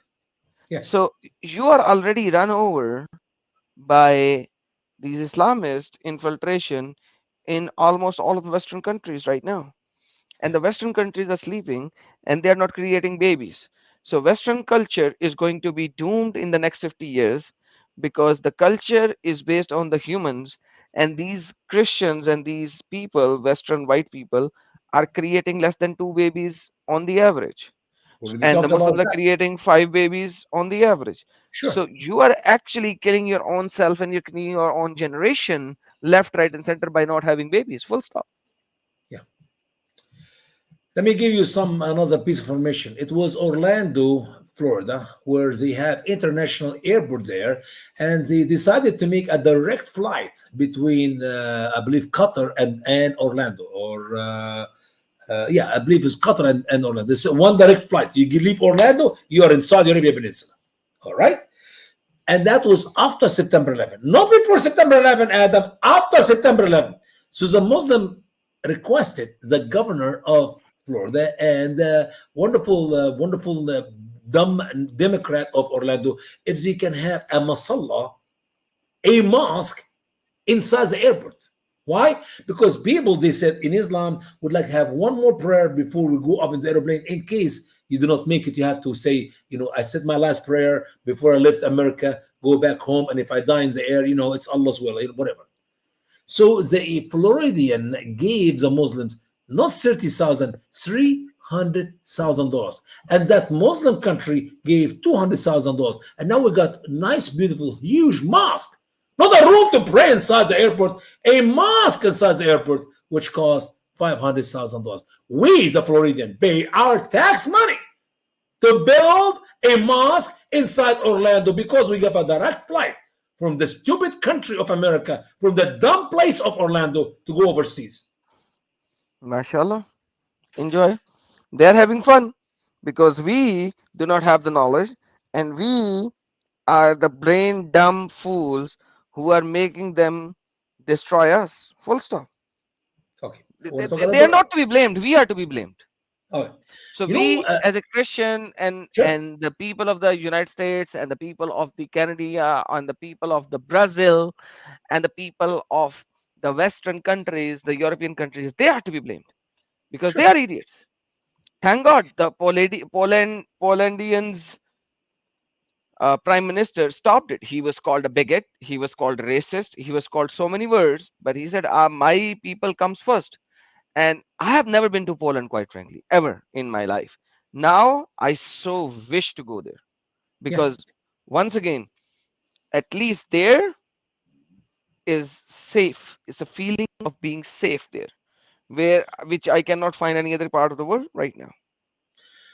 Two of the hijackers of September 11 learned how to fly an airplane in my own city, that is Venice, Florida, where I used to live in Florida.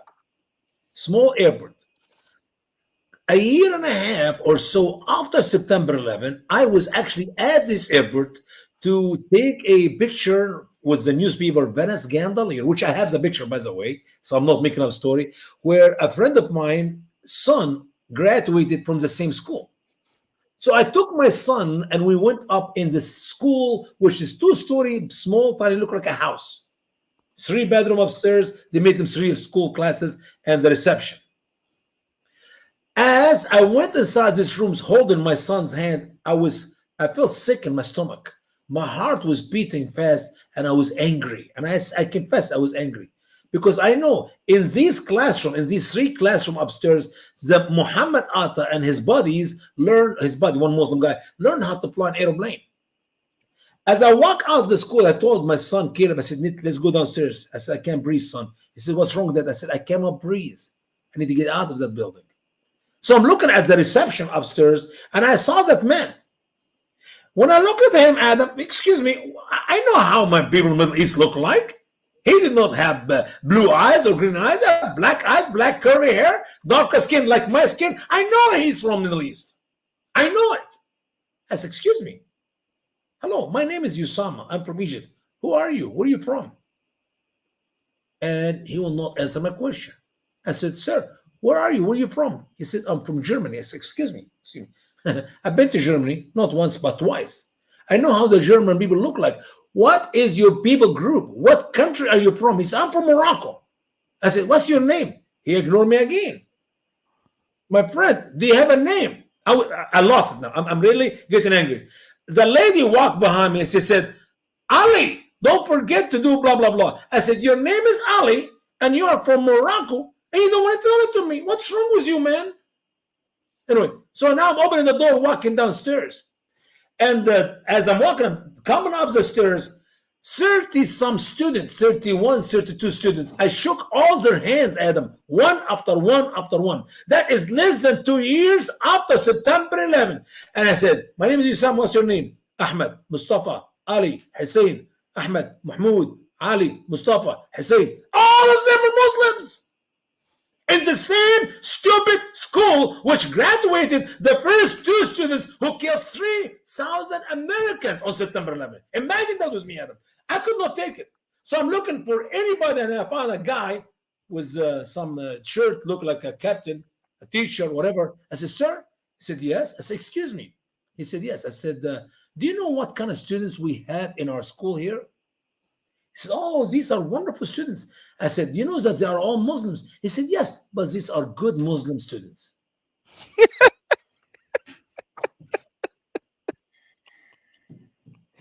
So our governor having a good Muslim advisor to make sure that Muslim have their representation in our government.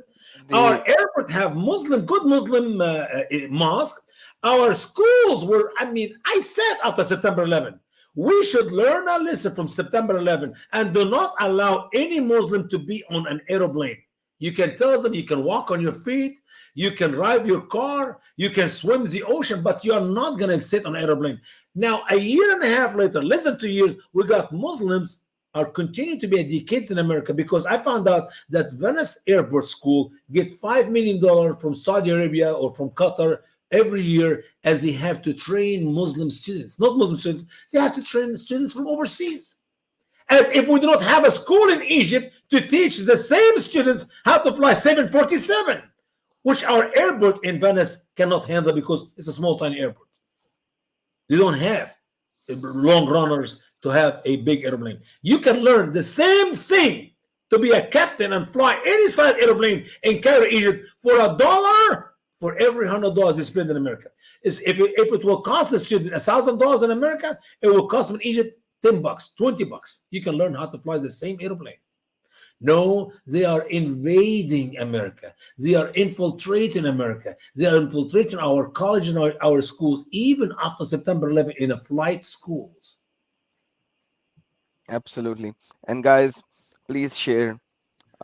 Before we go to the next slide, please share and share. That's a request. Please share as much as you can. Before we go to this topic, I know this slide is coming. This is a time of a short break, Usama. You can take a break. You've been speaking for quite some time. So guys, there's my moderators are sharing the link. Please retweet as much as you can. I'm live on Rumble. Please go there, like the video, and if you want to be on YouTube, come back. But at least click the link on Rumble, like the video, share the video, and come back if you would like to. Please go to the Twitter, retweet. This is part 2, and like I said before, we will definitely have to go make a part 3 as well. But we will try to end in 3 parts as much as we can. But please go to the Twitter and retweet as much as you can, because this is a very important subject, and this is not just America. Osama is talking about America, and as I have told you before, it is happening in London, so you can learn from there. Now, infiltration is happening in Canada. Osama is just giving you the information about America because he lives in America, so he has more knowledge about America, but this is happening in every single Western country at this moment. So please retweet so that this video can go to as many people as it can. I would like to thank all the supporters, the financial supporter of this channel. For example, we had a chat from Lily. Thank you so very much, Lily, for your support. Appreciate it. And then Shuklaji said, good morning. Appreciate it, Shuklaji. Blackpink gave us a couple of super stickers. Blackpink 1, Blackpink 2. And then Blackpink said, YouTube wants to edit all messages. Yes, you know that very well now. They are censored. Blackpink said, LOL is haram, so don't LOL. Fair enough, sir. And then Blackpink said, preserved in pyramids. Nice, sir. Quran is not even preserved in pyramids. You know that very well. Then we had Blackpink once more. Appreciated Blackpink. A lot of Blackpinks here. Who allow them in our lives, houses, offices? Blame who? Blame us. I am to be blamed.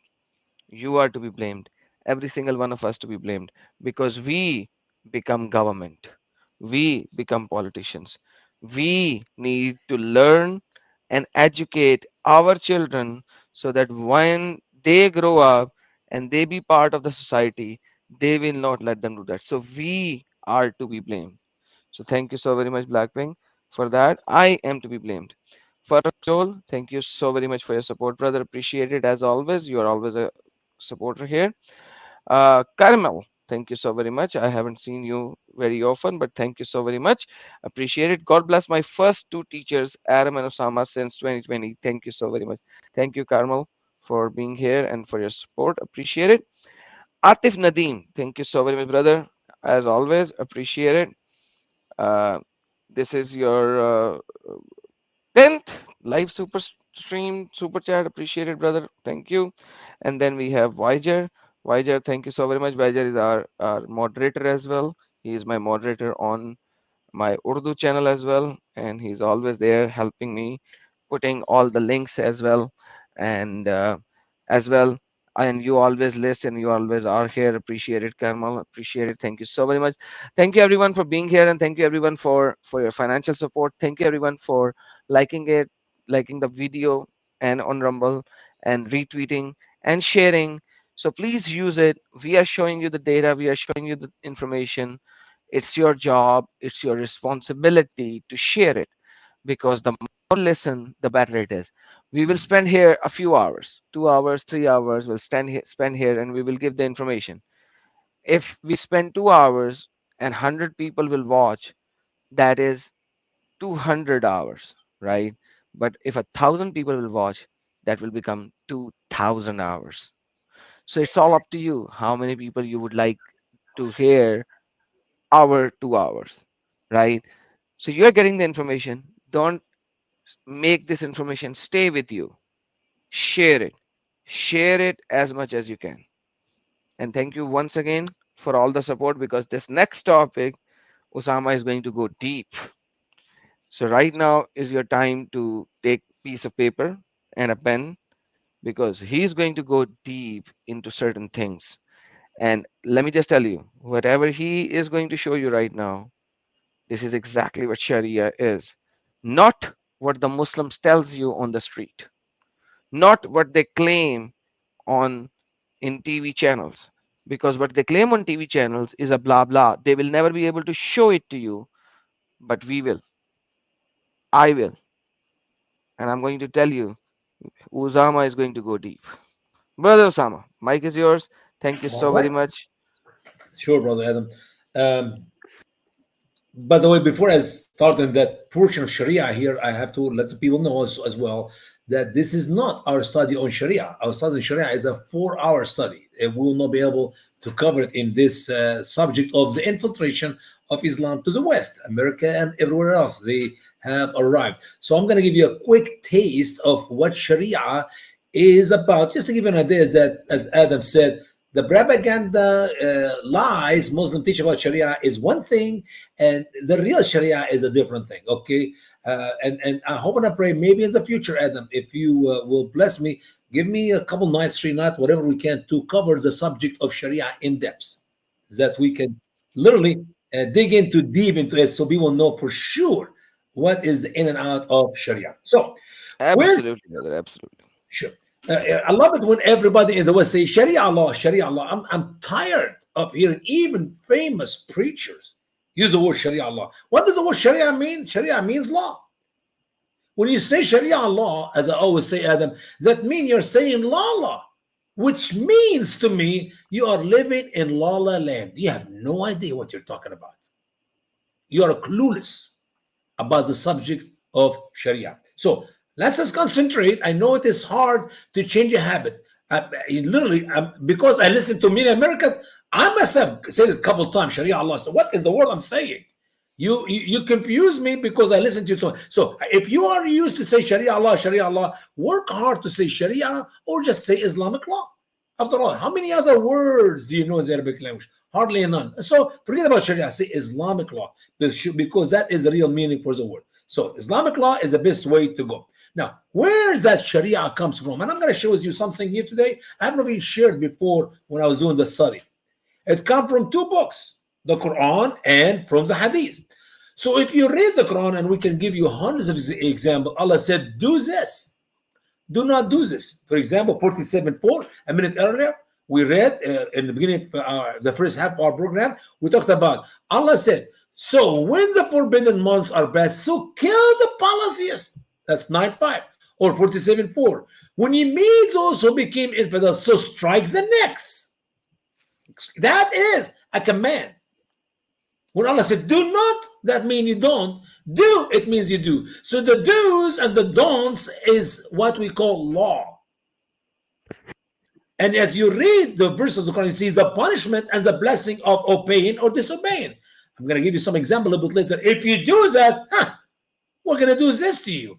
But if you do that, Allah will bless you or will receive the blessing or the rewards of Muslim believers in Allah. That is what the Quran says.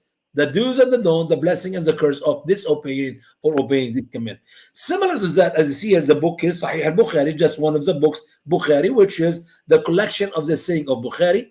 And I use Sahih Bukhari, and I use Sahih Muslim, and I use Riyadh al-Salihin, and I use Muslim Ahmad. These are powerful people where we know for sure what they said is true. We're not making this up. Sahih means correct. Okay? Some Muslim will tell you, well, I'm a Quran only. I don't believe in Sharia.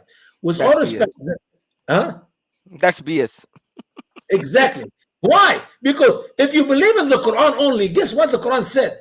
Obey Allah and obey His Messenger. 20 sometimes. We can do another study in another night, not today, because we cannot chase rabbit all over this different stuff. May I, brother? No, it says, وَمَنْ يُطِيعِ الرَّسُولَ فَقَدْ أَطَاعَ اللَّهَ. وَمَنْ يُطِيعِ الرَّسُولَ فَقَدْ أَطَاعَ اللَّهَ. So it's the other way around. The one who obeyed Muhammad has obeyed Allah. So basically, by default, hadith comes first because you have to obey the hadith to obey Allah, which is in the Quran. So it's the other way around. That's Quran. وَمَنْ يُطِيعِ الرَّسُولَ فَقَدْ أَطَاعَ اللَّهَ. Yeah. As a matter of fact, Adam, there's a verse in the Quran where Allah mentioned to obey Muhammad, but He forgot to mention obey Allah. One of these verses.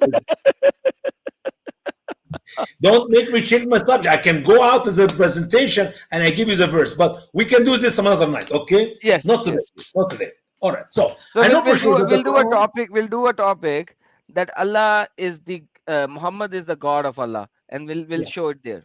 Yeah, absolutely. That'll be easy. Now, so in the hadith, which Allah in the Quran orders to obey Muhammad, we see Muhammad say, do this and don't do that. Saying. Also in the hadith, you see Sunnah, what Muhammad used to do. So if Muhammad did it, Muslims have to obey it. You can obey Muhammad by doing what Muhammad did without even he asking you to do it.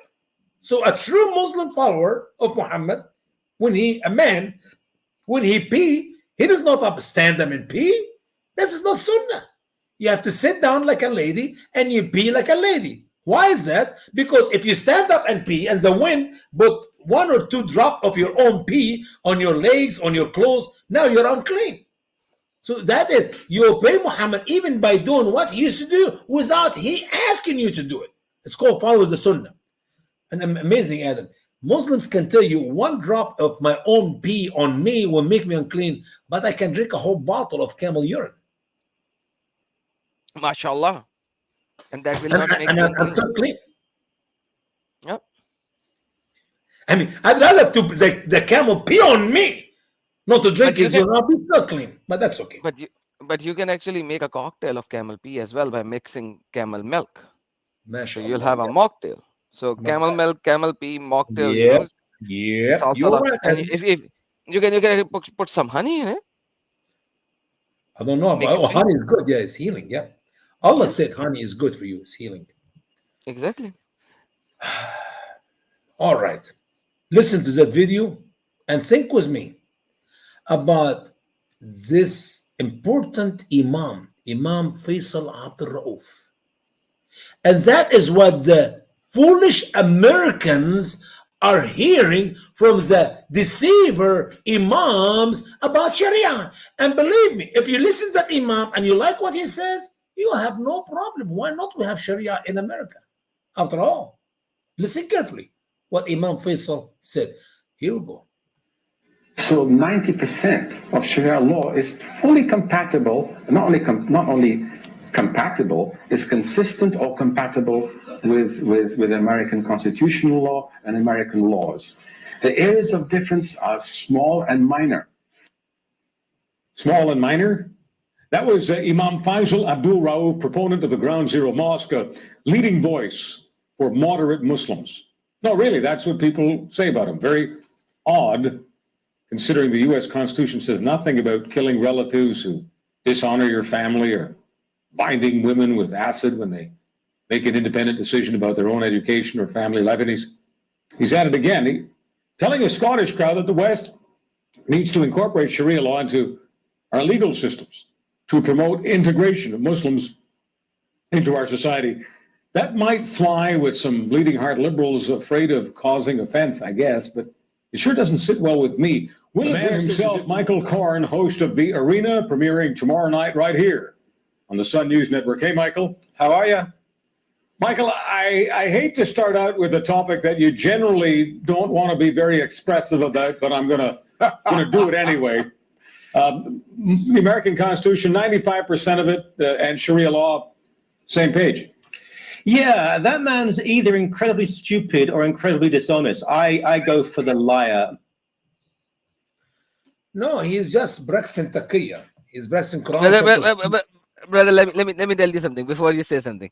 Sure, Can you please go ahead. play the first part of this guy now? Like everyone has heard everything, but can you That's please it. play the first part again? No problem. No problem. We can do it. We can do it. Here we go. So 90% of Sharia law is fully compatible, not only compatible, is consistent or compatible with American constitutional law and American law.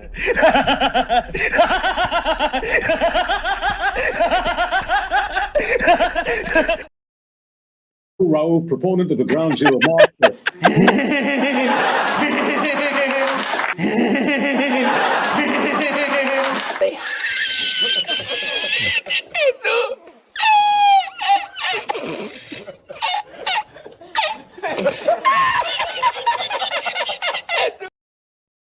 He's at it again. Like I was laughing with my Needs to microphone incorporate Sharia law. muted because it was just unbelievable. I was like, what?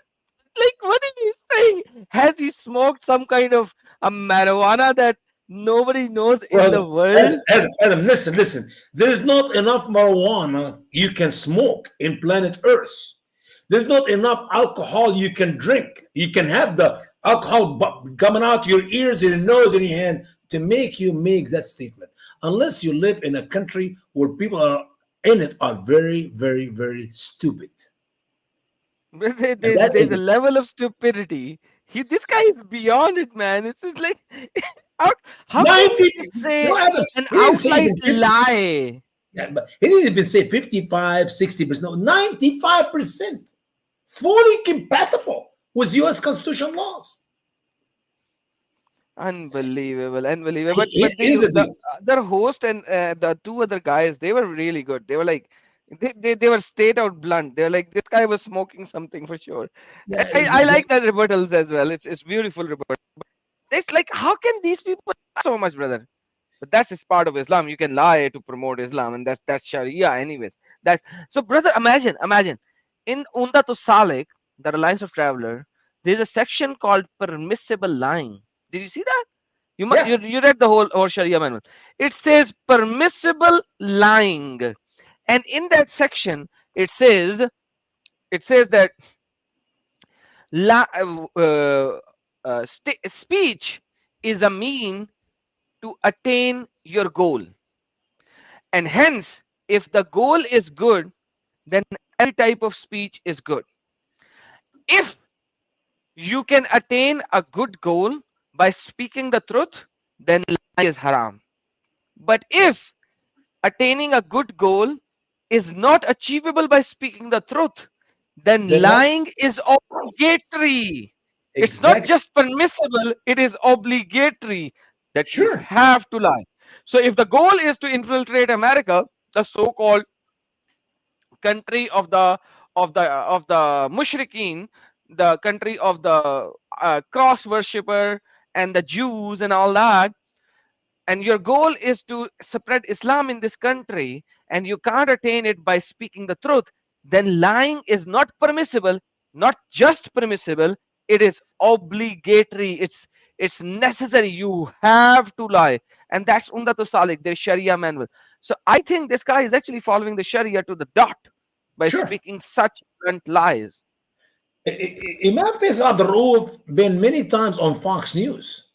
As a matter of fact, I remember his first interview with AD just few days after September 11, and he was spreading nothing but garbage lie. He was spitting poop out of his mouth, lies about So what the you and I cannot go to Fox News, but these No, no. idiots can.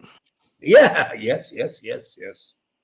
You, MashaAllah. if I see you someday on Fox News, or if you see me someday on Fox News, that'll be like maybe when hell turned real cold and heaven gets so hot and people start getting out of heaven and go to hell. It would never happen. Trust me.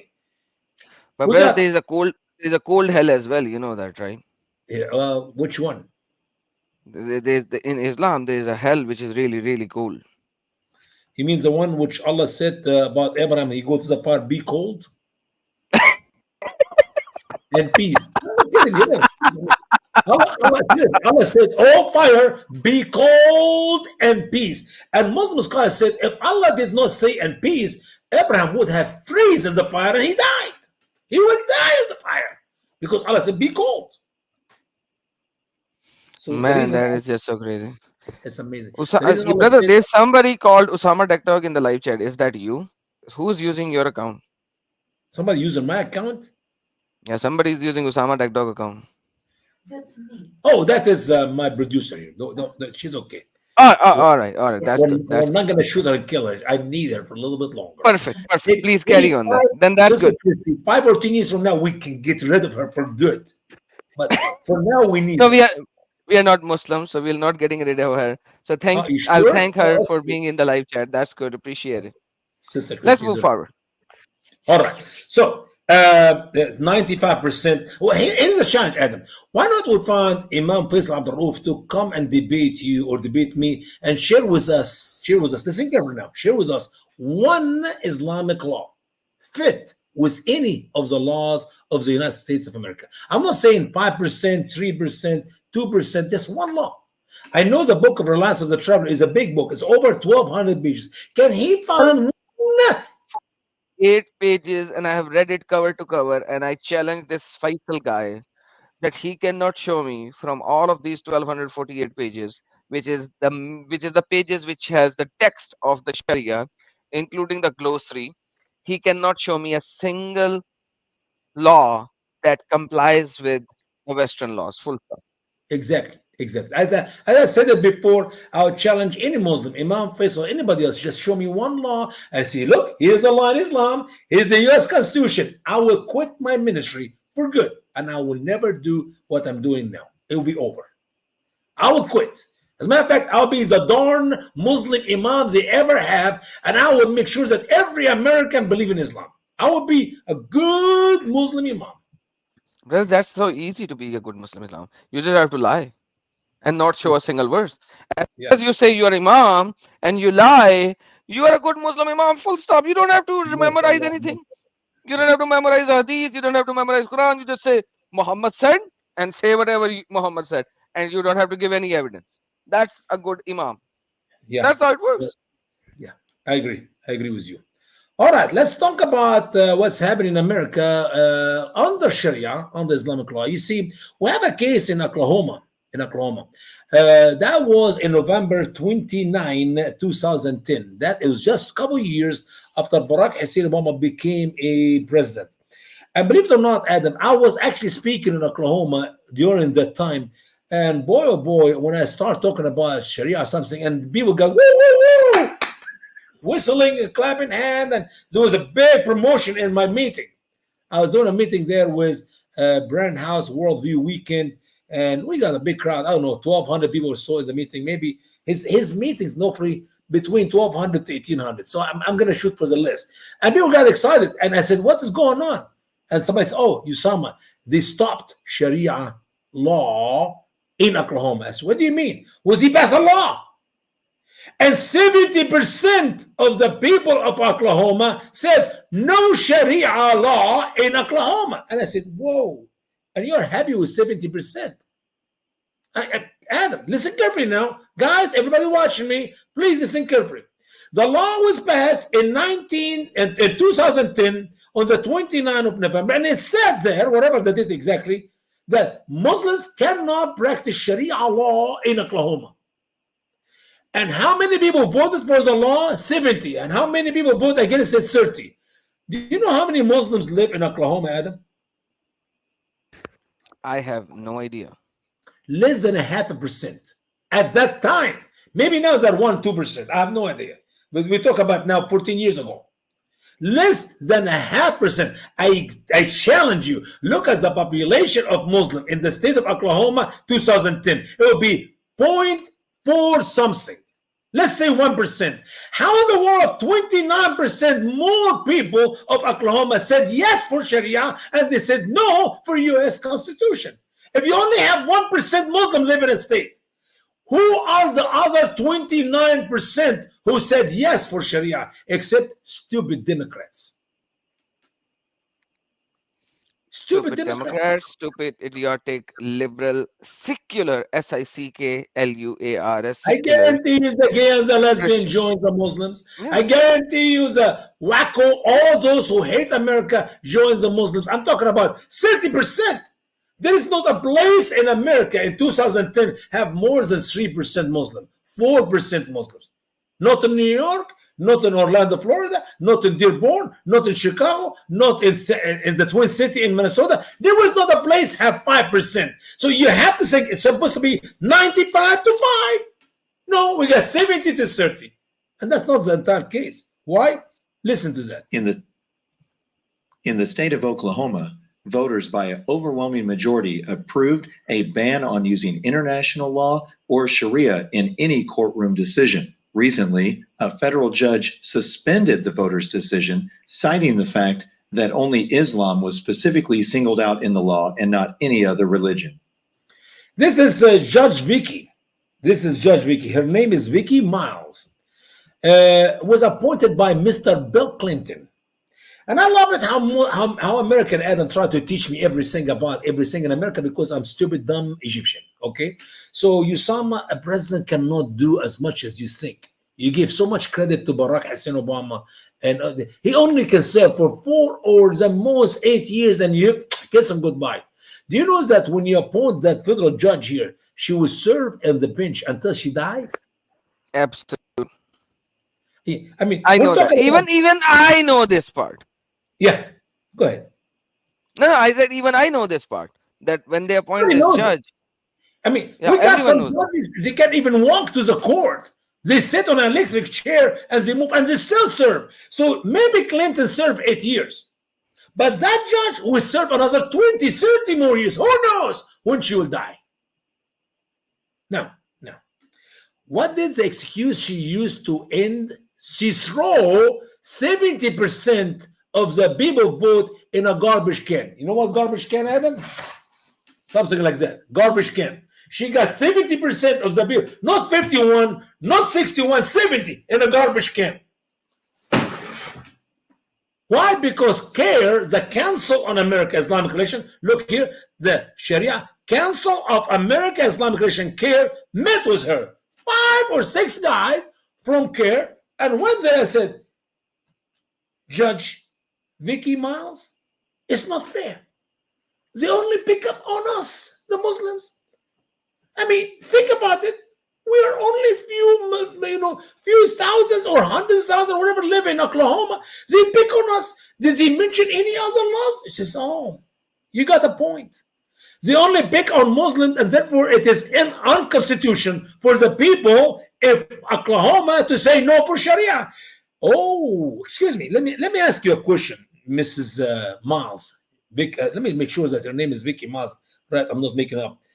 Here is Vicky Miles. Okay, so I got her name right. whatever. Vicky Mal something. Okay. Now let me ask a question, ma'am. How many Japanese who have the gun show, Japanese show, where you go to a Japanese restaurant and they do this acrobat with the eggs and the food and through the shrimp on you, and that's a good show. If you have not eaten at a Japanese restaurant, you need to try it sometime, Adam. Okay.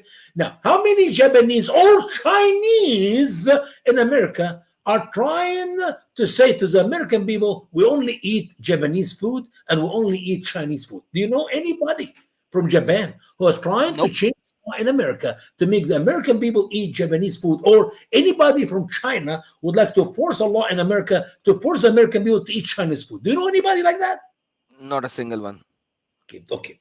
Do you know anybody from Germany who will force a law on the American people that you can only ride Mercedes or BMW, these beautiful cars made in Germany? Do you know anybody from Japan would like to force American people to buy Subaru? Or anybody from whatever country would like to force something on the American people? Do you know anybody? I have never seen one, at least. So here's my point. Only Muslims in America, stupid Vicky, only Muslims in America would like to force the Sharia on the American people. Only Muslims. If the Japanese in the future choose to change some law, we'll make another vote. Hey, Americans, anybody have a problem to eat the Japanese food or Chinese food? Yeah, we don't want it. Okay, which we will not allow them. The only people in America who are here for one purpose, it is to Muslimize America. They are here to infiltrate America, and they know they have to have the early stages of Sharia that they may be able to take over America. And that is the only people who want to change our laws. And that's the only people who have to stop them. But brother, that's this Vicky girl. Isn't she proved Muhammad was truthful? Muhammad was what? Truthful. What is that? Truth. Truth. Truthful. Oh, truthful. She proved, because Muhammad said women are half brain. Yeah. They are less in intelligence than men. At all. I mean, you may think that Muhammad is truthful because women have brain. I think what she did in Oklahoma show me that she is dumbest than the dumb. She has zero brain, but that's okay. We'll give Muhammad that one here. Okay, you're right. All right. So Muhammad here kind of got proven correct. I'm sorry, guys, to all the listeners. At least on one thing, Muhammad was proven correct. So, if you are going to accept Muhammad to be a true prophet because of this prophecy that he did, you can give it to him. Can you imagine? CARE sent few guys to meet with that wonderful judge, Vicky, and she throws a vote. Where is democracy in America? Guys, we're talking about 2010. You didn't even know what's coming 24. If Kamala became a president, you have no clue. You don't know jack about the future of this country after the next election.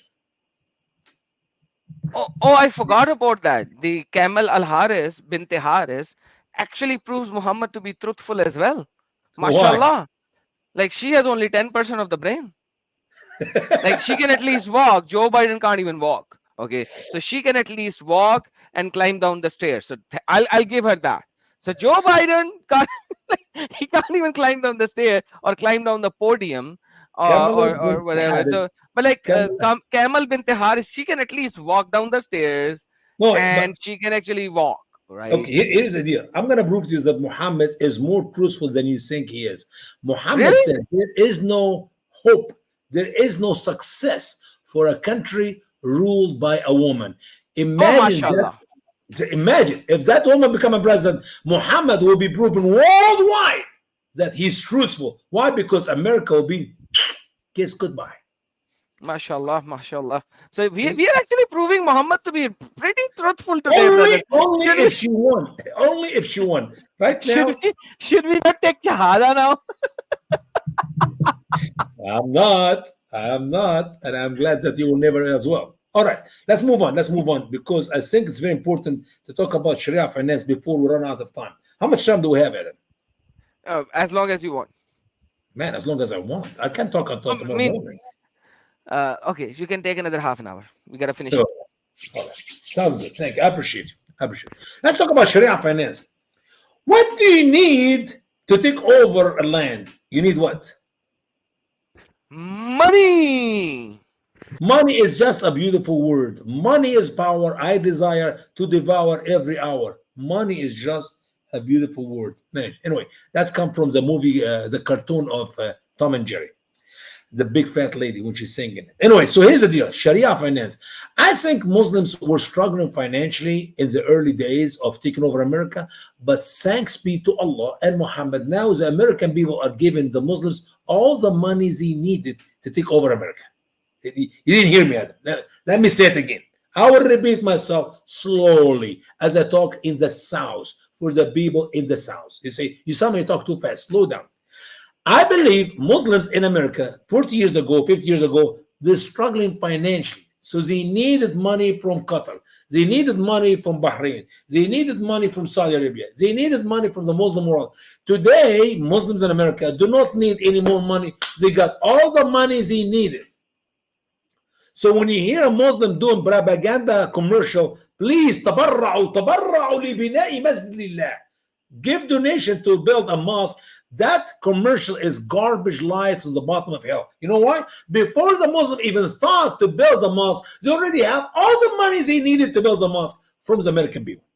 Not the Muslims of America, from the Christians of America. I'm going to prove that to you without any doubt.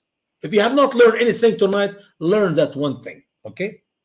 Let's first of all meet with this wonderful sister, who, by the way, was a Democrat, and she's no longer a Democrat because she figured out the Democrats are destroying this country, especially when it comes to the topic of Sharia finance, which is her game.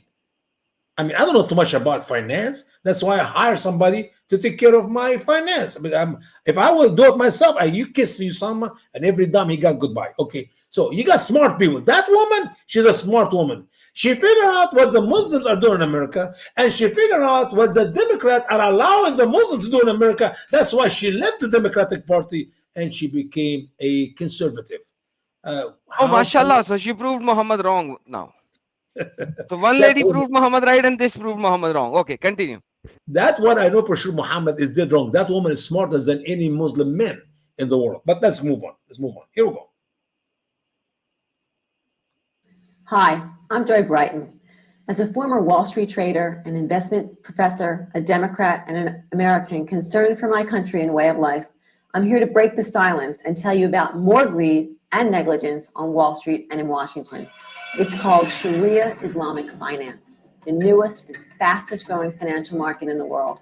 And oh yes, Wall Street is on board big time. So you ask, what is Sharia finance? Though Wall Street is focused on the money side of Sharia finance, Sharia law is the reason this market exists. Sharia is Islamic law comprised of rules like Muslim women are the property of men, polygamy, forced child marriages, death to homosexuals, and the obligation to wage holy war or jihad against infidels. Oh, and there are rules for infidels, like you and me. Either we convert to Islam, pay a protection tax, or we are killed. How did Sharia finance become accepted in the West?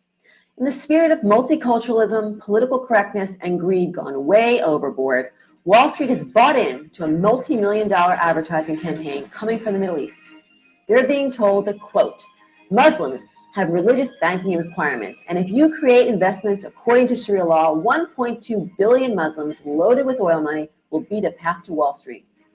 You see, Sharia banking was created by sheiks like al-Qaradawi, a terrorist banned from entering the United States and Great Britain. Yet, as I speak, al-Qaradawi leads international Islamic finance agencies. How does he describe Sharia finance? Quote, I like to call it jihad with money because God has ordered us to fight our enemies with our lives and our money. Wall Street is not disclosing the connection between Sharia law, the Taliban, al-Qaeda, and Iran. Second, Wall Street is not telling customers the jihadi backgrounds of the Sharia experts they are hiring. And third, Wall Street is not being clear on if, how, or where profits are being sent. Many of you are customers of these financial institutions who are offering Sharia bonds, mutual funds, hedge funds, and insurance. They are branding Sharia law as legitimate and ethical. By the way, if people would like to have the list of all these banks and businesses who practice Sharia finance in America, we have them on our website. The list you saw in the end, Adams, is just that video. I hate to say that 15 years old. I used it when I put this presentation together 12 years ago. So it's an old video. Only have a list of 20 some bank, but the list it's right now. I don't know how many. It's huge. It's growing every day. Actually, people can go online and look for businesses, banks in America practice Sharia finance. So, in simple words, what's happening is this, Adam. The Wall Street people who greedy, people who love money, and if you have a million or two and you want to invest there, they love you. If you have a billion or two, for sure they will worship you. Not only love you, they worship you. So the guys came from Saudi Arabia, or Bahrain, or Kuwait, or Qatar, all this rich country, and they say, hey, I'd like to invest some money in Wall Street. Oh, absolutely. Come on in. He said, oh, by the way, I have 3 cousins and 2 other uncles and blah, blah. Okay, so what's the deal? He said, here's, how much you want to invest? He said, maybe $1 billion. Oh, $1 billion? Oh, man, come on, let's worship you. We're going to give you America. So they go to the office, talk with him. He said, but here's the deal. You see, as a Muslim man, I cannot invest my money in anything haram, forbidden. So what do you want? Oh, we cannot invest in pornography. We cannot invest in what do you call this haram, like drinking alcohol or food like Or pork. pork. Yeah. These are, we can't do that. And the guy at the Wall Street, hey, sir, it's your money. You invest in whatever you want. Let me give you options. You can do it in housing. You can do it in cars. You can do it, start new businesses, maybe gas stations. Oh, and give them a list. Oh, that's awesome. That's awesome. Good. We're in good shape. Oh, but by the way, one more thing. What? We Muslims are charitable. We like to do charity. Islam is love. Islam is charity, which means 2.5% of the profit we will be making from our investment must be given back to Allah, to the poor and the needy, and all those who help. As Allah bless us, we need to bless others. If we make money, if we lose money, oh, well, it's business. You can't help it. You lose money, you lose money. And the man said, hey, you are quite welcome to do that in America after all. The Christian actually gave 10%, not 2.5%. If the Christian has the right to require of the taxation money of 10%, Muslims can do 2.5%. That's like even a quarter of what Christians give and do. But here's the catch now. You see, I'm not supposed to let my right hand know what my left hand gives, which means if I'm going to give charity, I don't want to announce it. Hey, I'm going to give Sister Christy a couple $100 because she's broke. No, we cannot do that. It has to be secret, which means 2.5% of the profit, which we will be making, if Allah will, from that money, we have to give it to different charity and different organization without telling you who they were or what are we doing with that. Absolutely. It's a free country and we have the laws on your side. Do you understand what's happening here? So here I am in Texas. I Go ahead. fully understand. Good. And whatever you said, let me answer that in a very nice manner. Sure. The people who are financially savvy, they know that there are something called ETFs. ETFs are traded like a normal stock. There are Sharia compliant ETFs. What happens is that one of their, like normally the ETF has a very low maintenance fee, 0.6%, 1.3% or something like that. And the one which are managed by human beings, that's around 0.5% to 0.75%, somewhere around that. The Muslim ETFs, they are usually 1.5% to 2% maintenance fee. And plus their return rate is really, really low. But all of the Muslims in the United States and in the Great Britain and in Canada are investing in these ETFs. And hence that money is going from the back channel to these jihadi organizations. That's just one aspect that Usama just talked about. And he just showed you in a very nice way. I'm giving you the real hard facts. Second problem, they even now has Islamic financing for housing.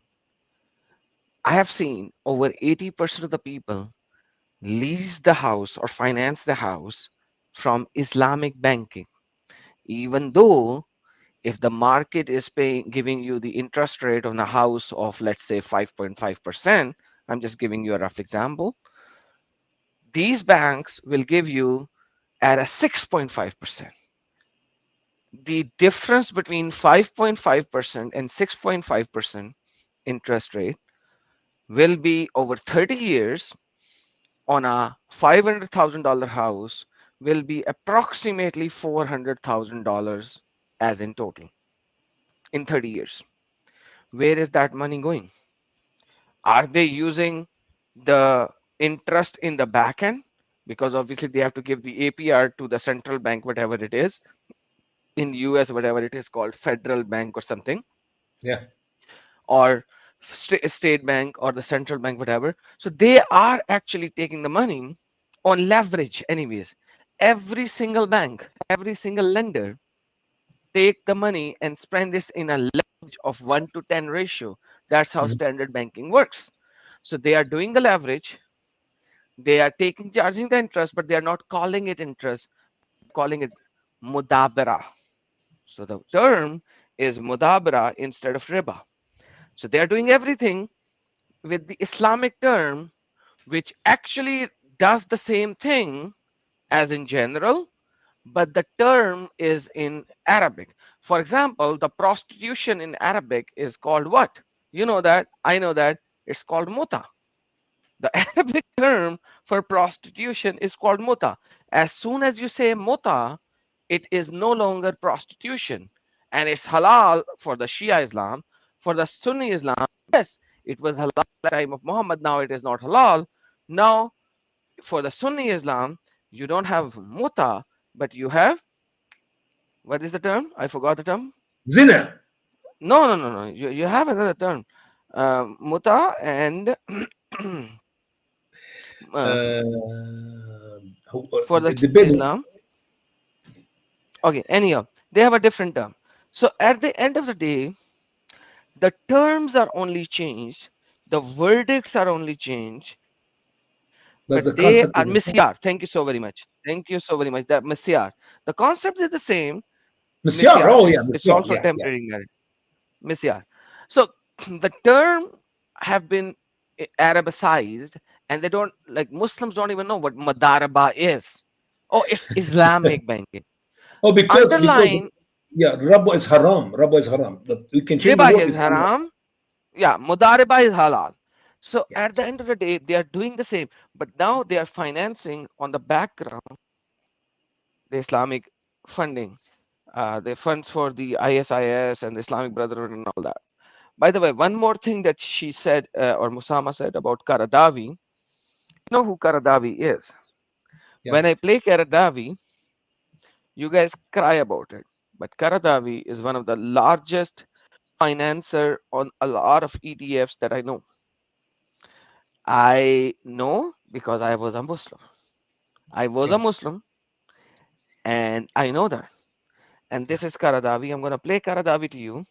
You have to read the subtitles because he's the one who propagated that whoever leaves Islam should be killed. There Yeah. you go, Qaradawi on your screen. And most of the ETFs, exchange traded funds, under which they do not show how many companies are under it.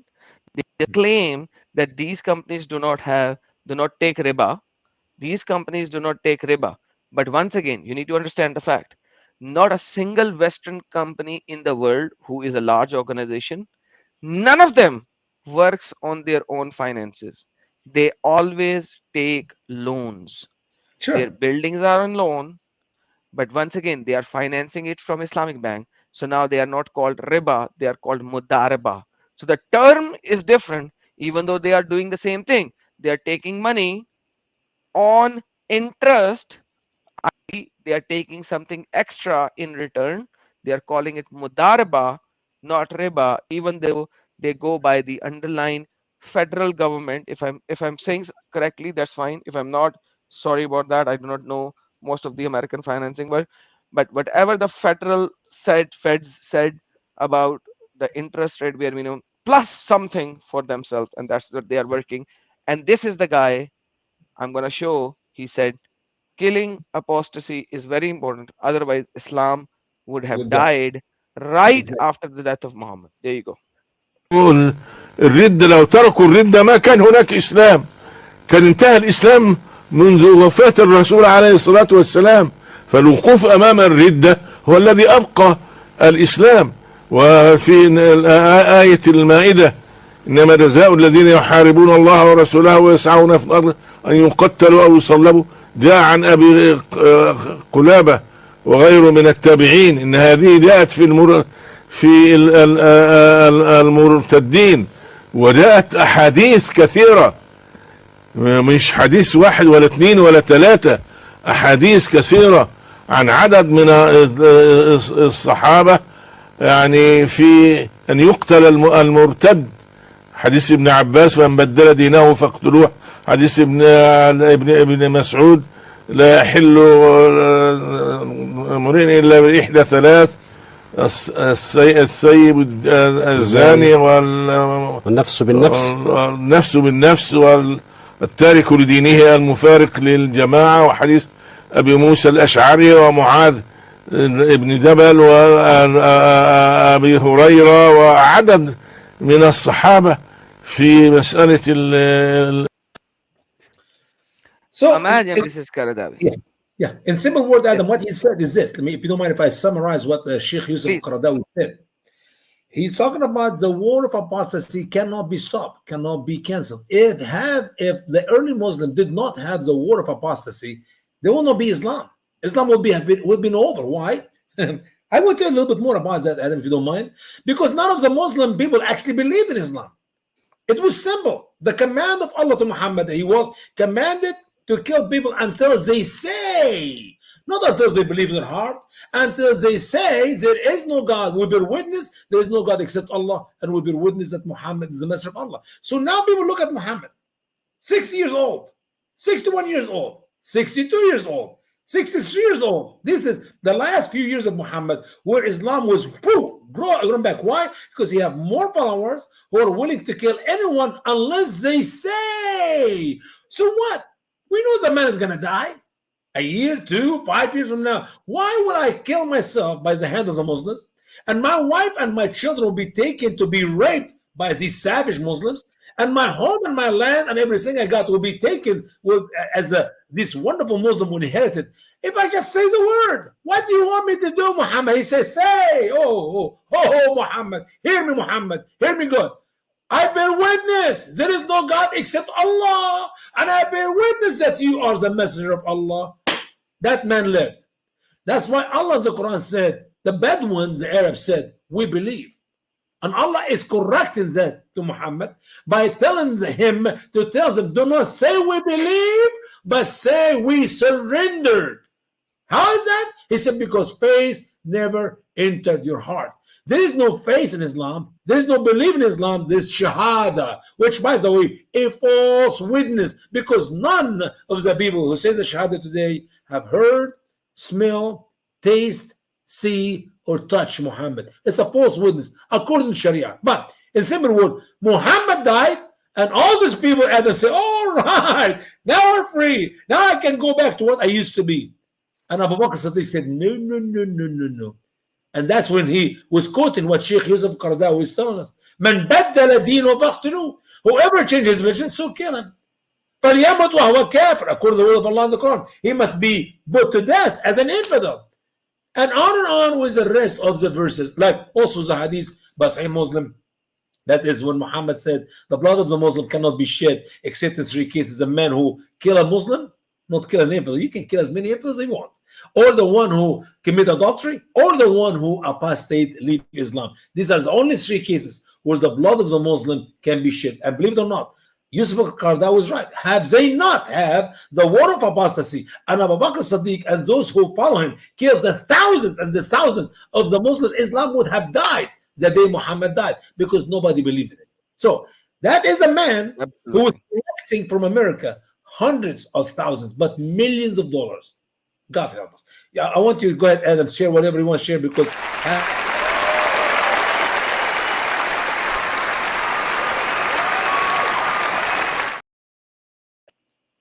you're killing me, Adam. Very well said, brother. Very well said. Very well said.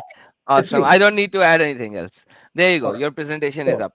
So here I was going to tell you, I was in Texas, speaking at church in Texas, and a man came to me after the meeting, and he said, Sharia law will never be practiced in America. And I say, why is that? He actually opened his jacket like that, Adam. He have a gun here and a gun here. He have a vest, carry two guns, 245. I said, you think so? He said, I know so. I said, sir, do you have a wallet? He said, yes. I said, can I see your wallet? And I'm not kidding you, Adam. That's one of the few times in my life where the Lord was speaking directly to me, and I don't know where I'm going with it. I said, you have a wallet? He said, yes, I have a wallet. I said, can I see your card? He said, sure. So he actually opened his cards, and he got one like this one, which is Manar's card. Another one was Discover, and then another one, and it was Citibank. Alhamdulillah. I said, my friend, how long you have the Citibank card? He said, 10 years or so. I said, do you use it? All the time. I said, do you know that every time you use that Citibank card, every time you use it, the credit card make buying stuff, selling stuff, they make profit. He said, yeah. I said, 2.5% of that card, which you have been using for 10 years, 2.5%, automatically from the profit, go to Sheikh Yusuf al-Qaradawi, the man who's collecting millions of dollars for American people like you, who says that we will never practice Sharia in America. You are helping them to give them the fund to be able to practice the rest of the Islamic law, Sharia, in America. Let me ask a question to all our wonderful audience. How many of you guys drink Coca-Cola? Anybody? I do. I guarantee you, we all drink Coca-Cola. It's Israeli company. You know, it's banned in Pakistan now because Israel is attacking so-called Palestine, which is not there on the planet Earth. But do you know that Coca-Cola is Islamic? Israeli. But do you know that Coca-Cola company in America gave 2.5% of their profit to the Muslim? By the way, Imam Yusuf al-Qaradawi died, I don't know how many years ago. But the fund is still going to the Sharia Finance official places, and they're taking that money and they're using it. Okay, forget Qaradawi now. You are telling me Coca-Cola, the one which is banned in so many Muslim countries. Okay, forget Qaradawi. Coca-Cola, which is an Israeli, so-called Israeli company, pays zakat. 2.5% to the Muslim world. When the okay, I don't live in this world. I live under a rock. But Adam, I'm losing your voice. Adam? Yeah, I had to take a 10 minutes of silence because I live under a rock. I know when you get upset, you get mad, you start speaking some words we're not supposed to say. It's our flesh, brother. It's our flesh. I get upset, I yell, I get angry. So how does Coca-Cola give 2.5%, man? When did this happen? Oh, for years. I mean, I talked about that presentation. To me is a good 11, 12 years old. For the last 12 years, Coca-Cola gave 2.5%. How do we know that this is? How do we prove this? Because okay, give me the data after this presentation, after the live stream. I'm going to show it to the world. Okay, I have to show it to the world. This is unbelievable. I need to get this information. It's very simple, Adam. I can send you the list of all the banks. I used to be a member in the Bank of America, by the way. Bank of America does the same thing. So I went to my Bank of America on the island in Venice, and I talked to the manager. I said, sir, are we in this bank practice Sharia finance? And he said, I do not know what you're talking about. I said, you know what Sharia Finance is? He said, no. So I explained to him in simple words, and I said, can you check it out? I know for sure the Bank of America are Sharia Finance Bank. I said, can you check it out? I said, I've been with you now for 10 years. I said, I would love to continue to be with you, or I'm taking my money and my business. I have two businesses. Actually, I have three businesses at the time. I take all my money out of your bank. I'm going to go to some local bank, small bank. And the man said, oh, no. There's no problem. I said, hey, check it out. And I gave him my business card, my construction business card. I said, you give me a call, or if I don't hear from you, I'm going to close my accounts and I'm leaving. I have two business accounts myself and one for my wife's business. So I waited for a week. I call him back again. He will not even return my call. And I know he knows that it is Sharia Finance Bank. I know. So Adam is very simple. You go online, and if you don't find the list, I'll find it to you, and you can investigate each and every one of these businesses. Big banks, big insurances. A lot of them are Muslim now. A lot of them, like 20% of them are Muslim businesses, but 80% are American businesses. And nobody in America knows jack about who's making the money and where the money is going. As a matter of fact, I proved it to some churches as I spoke on that topic of Sharia. I put that churches of America are investing in banks who use 2.5% of their profit to give to Sharia Muslim. Okay, we have to do a separate presentation on that. Oh yeah, because giving loan to Allah is obviously, it's Islamic, and we have to give loan to Allah. There are multiple verses in the Quran. By the way, I love this scholar. Early, and this is indeed a sign, yet most of them are not believers. Give a loan to Allah. Give a loan to Allah. Ride the wings of Gabriel. Give a loan to Allah. Alhamdulillah, Alhamdulillah. Give a loan to Allah, ride the wings of Gabriel. Don't forget, Allah needs our help. Oh, Alhamdulillah. The helpers of Allah. So you give a loan to Allah, Allah will help you out back. Unbelievable. Unbelievable. So but anyway, yeah, so that's the reality. The business is all over America, Adam, practice Sharia Finance, and we have to do this presentation, brother. Businesses in America and Sharia. I have to do a special presentation on that. You gotta come in. You gotta give me the knowledge. I do not have the knowledge, and please enlighten me with the knowledge. Let's go to our topic, because this is a different topic, and we have to do another presentation on that. Okay. Imam Yusuf al-Qaradawi said in the video of our sister here that he can call it practicing jihad. Sharia Finance is practicing jihad. Why is that? Here's the word of Allah first, and then we'll go a little bit later. March forth lightly or heavily, and perform jihad with your money and your lives for the sake of Allah. This is best for you, if you were knowing. Jihad is the Muslim world is two: jihad of money and jihad of life. And notice the order here. What is important come first. What is not important come second. So jihad is they call it holy war. I'm sorry, in my book I call it unholy war. There's nothing holy about it. It's garbage war. Okay, because it's not a justifiable war. So it is you perform jihad with your money first, and then you perform jihad with your life. And Muhammad assured us that the hypocrites of his days, they are the one who will not perform jihad with their money or with their life. How is that? Once again, the Quran said, and by that he might know the hypocrite. Allah said, how is this? When you ask them to come to engage in war for the sake of Allah or to contribute, yadfa'u. So if you don't want to go and fight, that's fine. Just give money. I know so many people in America think that Saudi Arabia, there are lots of good Muslims in Saudi Arabia because they don't perform jihad. Excuse me. If you are not in Saudi Arabia, perform jihad with your life, as in the case of Osama bin Laden, you are for sure performing jihad with your money. Let me remind you again, earlier tonight, we talked about schools in America. All over these universities, I was not shocked last semester after October 7 that 90% of stupid, useful, idiot Americans joined the 10% of Muslims to protest against Israel for Hamas.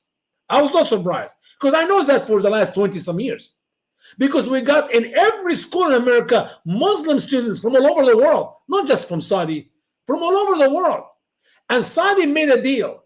We're going to perform jihad with our money in America. How? We're going to give millions of dollars to all the schools of America.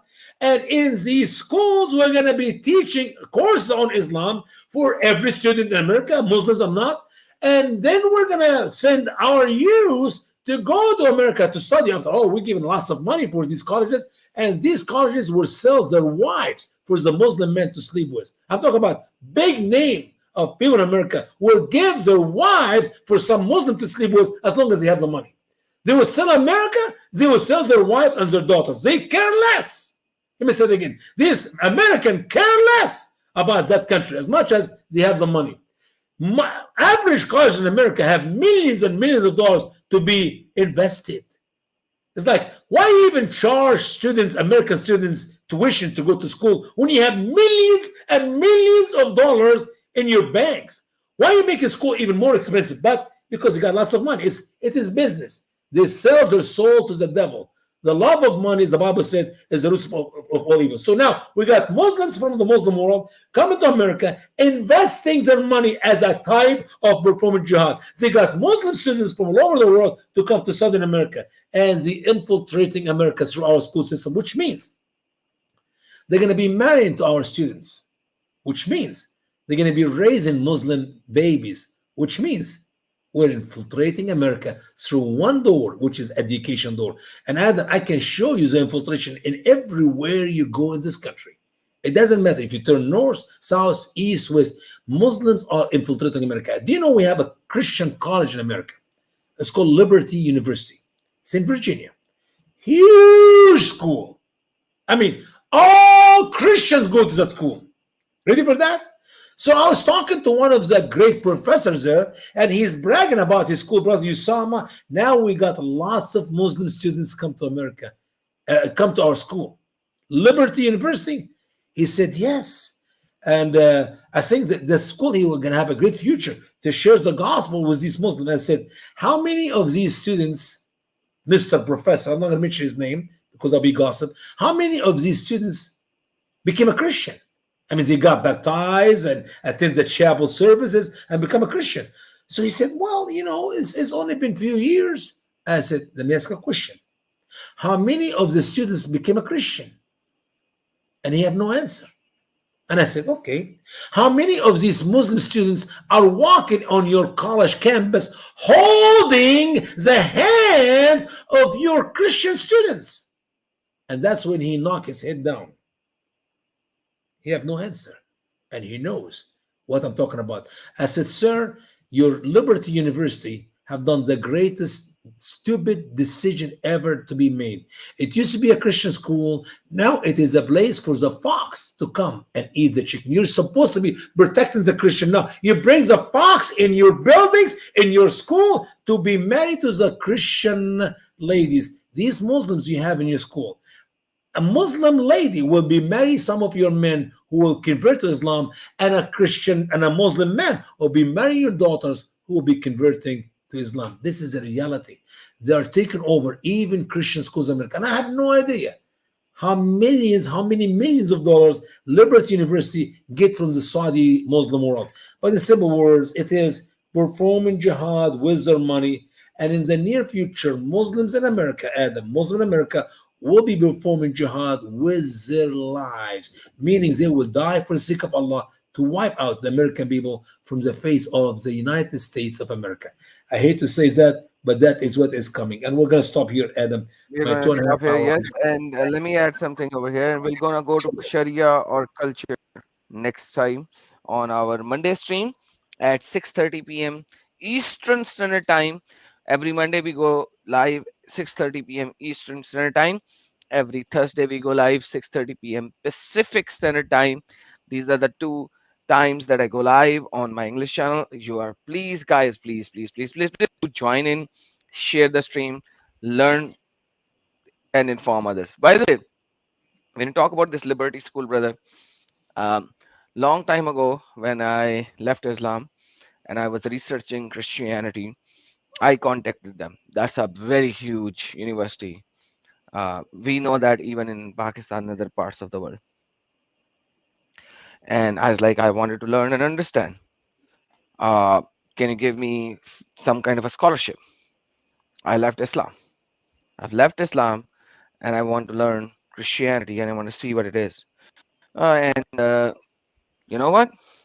They said no. They said, "Do you have any bachelor's in some theology or whatever, whatever, whatever?" I was like, "Duh! Did I not just tell you I was an ex-Muslim? I was a Muslim. How would I have some bachelor's in blah blah blah blah blah? I want to learn. I want to learn Christianity. Can you give me some incentive, some benefit? Like I'm willing to pay some. Are you an American?" I was like, "No. I'm an ex-Muslim. You guys are Christian school. Are you willing to give me some kind of an incentive? I'll put some of my own money. Will you give me some scholarship as a new believer who doesn't know?" And they said no. They did not give me a single penny off. Not a single penny off. And I was like, okay, bye bye. So I don't think, but like if a Muslim from Saudi Arabia would call them, not a Muslim from Pakistan, they would have been giving him a lot of things for sure. But I was an ex-Muslim and I didn't receive anything. And I could have studied. Like I could have been a pastor now. Sure, sure. I could have been if they would have. Many pastors come out of liberty. Yes, sir. Yes, sir. If they would have given me some incentive, I might have been. But that's the reality of it. These guys are so dumb fool. By the way, guys, now is the time to ask the question if you have any question, because if you have any question, tag me so that I will see. Or a Let lot me of people share. who are already saying, Yeah. sorry. While we're waiting, Brother Adam, for some questions here from our wonderful audience, let me share with you the opposite of what you go through. In a Christian, Baptist Christian, big schools in America, they actually offered the Muslims in some prison in the same state to take degrees in the school. And the president of that school was bragging about the number of Muslims who have the bachelor degree and the master degree, whatever degrees were given them in the prison system from our school for free. They offering Muslim students, Muslim to be student in our that's Christian big school, and they give them degrees. And I could not believe my ears. He's bragging about it. And I explained to the professors, I never have a chance to talk to that president. And I said, that is the most stupid thing we have ever done. I said, do you know what these Muslim students will be doing? They'll have a degree from that huge college, and then they're going to write a book mocking Christianity and mocking Trinity and mocking crucifixion and mocking everything about the Bible. And they already become incredible because they have a degree from a Christian large school in America. I fully agree with you, brother. And guys, to all the Christians and the atheists and the stupid, idiotic seculars, in 2017, the minister of the UAE said this. He said that in 2017. Listen. Say this in English so you can understand what I'm saying. I have translation. No, I know you have translation, but I just want to make sure you get it right. There will come a day that we will see far more radical extremists and terrorists coming out of Europe because of lack of decision making, trying to be politically correct, or assuming that they know the Middle East and they know Islam and they know the others far better than we do. And I'm sorry, but that's pure ignorance. So the one who are actually Muslims, the ones who speaks in Arabic, the one who knows Arabic, they are saying that this time is coming, and it has now come. It has now come in Britain. You have already seen what has happened in the last 3 weeks in Britain. It is coming in Germany. It has now come in UK. You have seen what has happened. Sorry, not UK. Sorry, Canada. You have seen that what is happening in Canada right now, in the Greater Toronto region, especially near Mississauga and Toronto. Are you guys still going to live under a rock? It's up to you. It's literally up to you. America is the next forefront. I don't care, but you do. Are you going to live under a rock? Like when the Muslims are saying it from their own mouth, when on October 7th, when the Gaza Strip attacked with 5,000 missiles on Israel, and Israel said, I'm going to retaliate, I'm going to give you time to get out and to safety. And Egypt, which had the largest border connecting to that place, closed its border because they know what kind of people they are. They closed their borders, and the West opened their borders. And that's exactly what is happening to the West. Lebanon,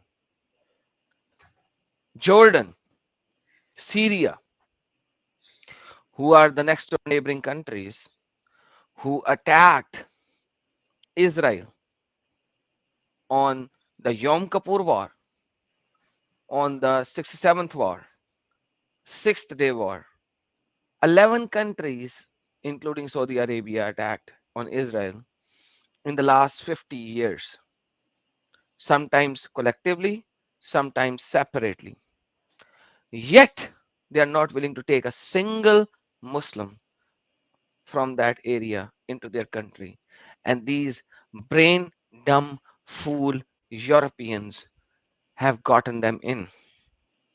And now they are reaping the fruit of what they have done. Are you guys going to remain an idiot? And I'm going to use this word. A lot of people says the word idiot in the West is really bad word, and I shouldn't use it. But this is the real word. Are you going to remain an idiot and not even listen to the Islamic scholars what they are saying? It's up to you. The choice is yours. But Osama, would you like to say anything on this video before I go for the questions? Brother, it breaks my heart to see how many times we quote Hosea 4:6, you and I and everybody in our ministries, about my people are destroyed for lack of knowledge. And that's exactly what's happening. Most American people, and by the way, the one who rejects the word idiot or the one who rejects the word stupid, they are the idiot. They are the stupid. In majority of people I talk to, they say, yes, Brother Usama, we as an American are stupid. We as American idiot. The only people who are upset with me if you use the word stupid or idiot, these are the stupid. These are the idiot. And if you want to investigate a little bit deeper, ask them anything about Islam. They'll always give you the dumb, wrong answer. Every time. Ask, have you read the Quran? No. What do you think of Muhammad? He's a prophet. What do you think of Allah? Is God. One thing Islam is a loving, peaceful religion. And how dare you to call me stupid? Man, God help me. I said, if I don't call the American, I think in my pure heart, if I don't call the Democrat of America, the liberals and the gay and lesbian, imagine, even the Prime Minister of Israel said here in his speech in the House, he said, gay and lesbian for Hamas is like saying chicken for Kentucky Fried Chicken. That's how stupid they are. You can be more dumb than that. So, a chicken for KFC.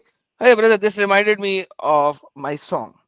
I recently put a translation up of my song. Have you heard my song?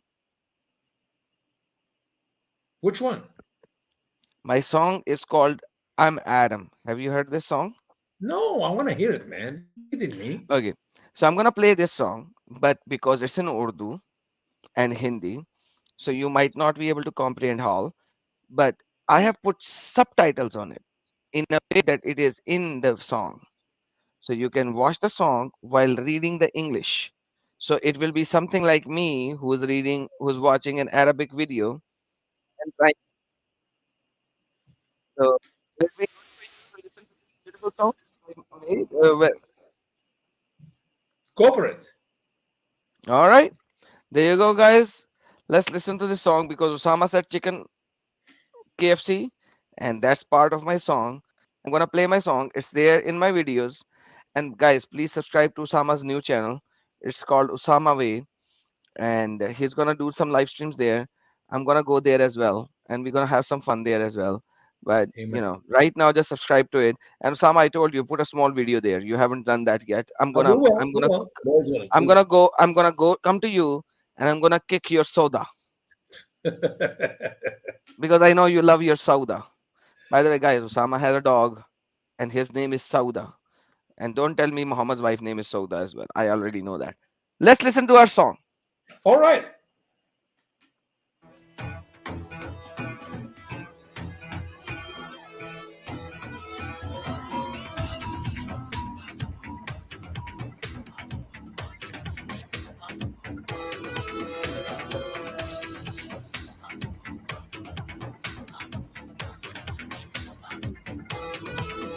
ये जो फौज चल रही है मेरे पीछे ही पीछे, ये जो नींव हिल रही है तेरे नाक के नीचे, ये जो खौफ नप रहा है तेरे ही दिल में, ये ईमान क्यों डगमगाया भरी महफिल में, एक सैलाब की आहट है या रही, ये आंधी है ताकत जुटा रही, इस तहरीक का मैं एक हूँ राही, नई तारीख मैं लिखने चला, मैं आदम हूँ आदम हूँ आदम हूँ आदम हूँ आदम हूँ आदम हूँ आदम, मैं आदम हूँ आदम हूँ आदम हूँ आदम हूँ आदम हूँ आदम हूँ आदम, मैं आदम हूँ मैं ही तेरा बाप हूँ, मैं आदम हूँ तेरा अभिशाप हूँ, मैं आदम हूँ लेता तेरा नाप हूँ, मैं आदम हूँ तेरा ही तो बाप हूँ, मैं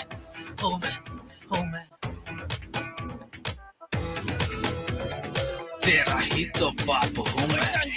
इधर उधर क्यों भागे, सच बताने में लाज क्यों लागे, सुनकर तेरे नबी की बातें कानों में से मेरे खून क्यों आते, बनकर ये जलेबी बनाना सीधा सीधा मुझे ये तो बताना, कुछ सवाल है मेरे मन में जवाब तू देके तो जाना, 6 साल की बच्ची ही क्यों तेरे नबी के दिल को भाए, बहू में बेटी नहीं लेकिन बीवी नजर आया, 30 पर्दों की ताकत मिली थी उससे सिर्फ बिस्तर हिली थी, उमर ने जब सौदा को छेड़ा नबी अपने गोश्त चबाए, आलम का रहमत है जो काफिर पे कहर क्यों उठाए, ऐसी हरकत की हिटलर भी शर्मा जाए, और भी किस्सा है हिस्ट्री में आ जाओ अगर सुनना होना, खुद रसूलुल्लाह कह गए कि पियो पियो पर टुन्ना होना, अरे अरे अरे बात कहा है अभी तो मैंने शुरू किया है, अभी से देख देख अगला तेरा अलामिया है, ये कैसा खुदा है तेरा तुझको झूठ बोलना सिखाए, छोटी छोटी गलती में आजाब का डर भी दिखाए,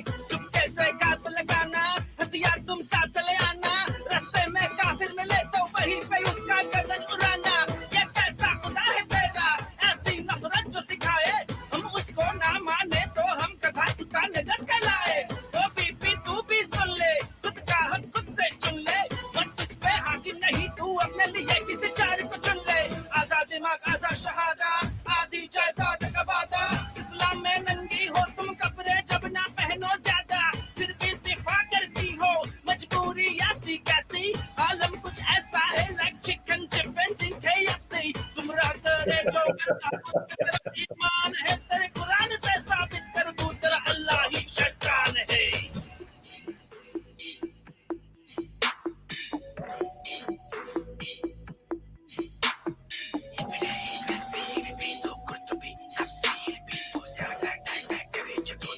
तेरे चांद को चीर भी तू आदम हूँ आदम हूँ आदम हूँ आदम हूँ आदम हूँ आदम हूँ आदम, मैं आदम हूँ आदम हूँ आदम हूँ आदम हूँ आदम हूँ आदम हूँ आदम,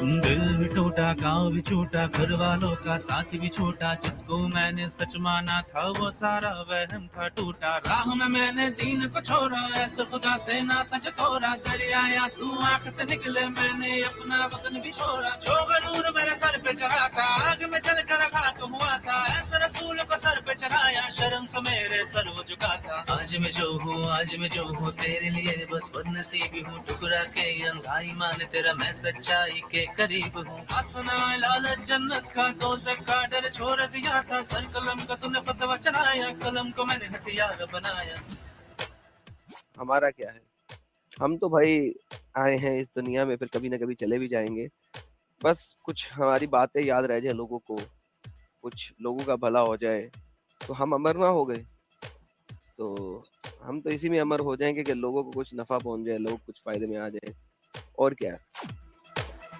हुज्जतुल मुर्तदीन ताज मैंने पहना है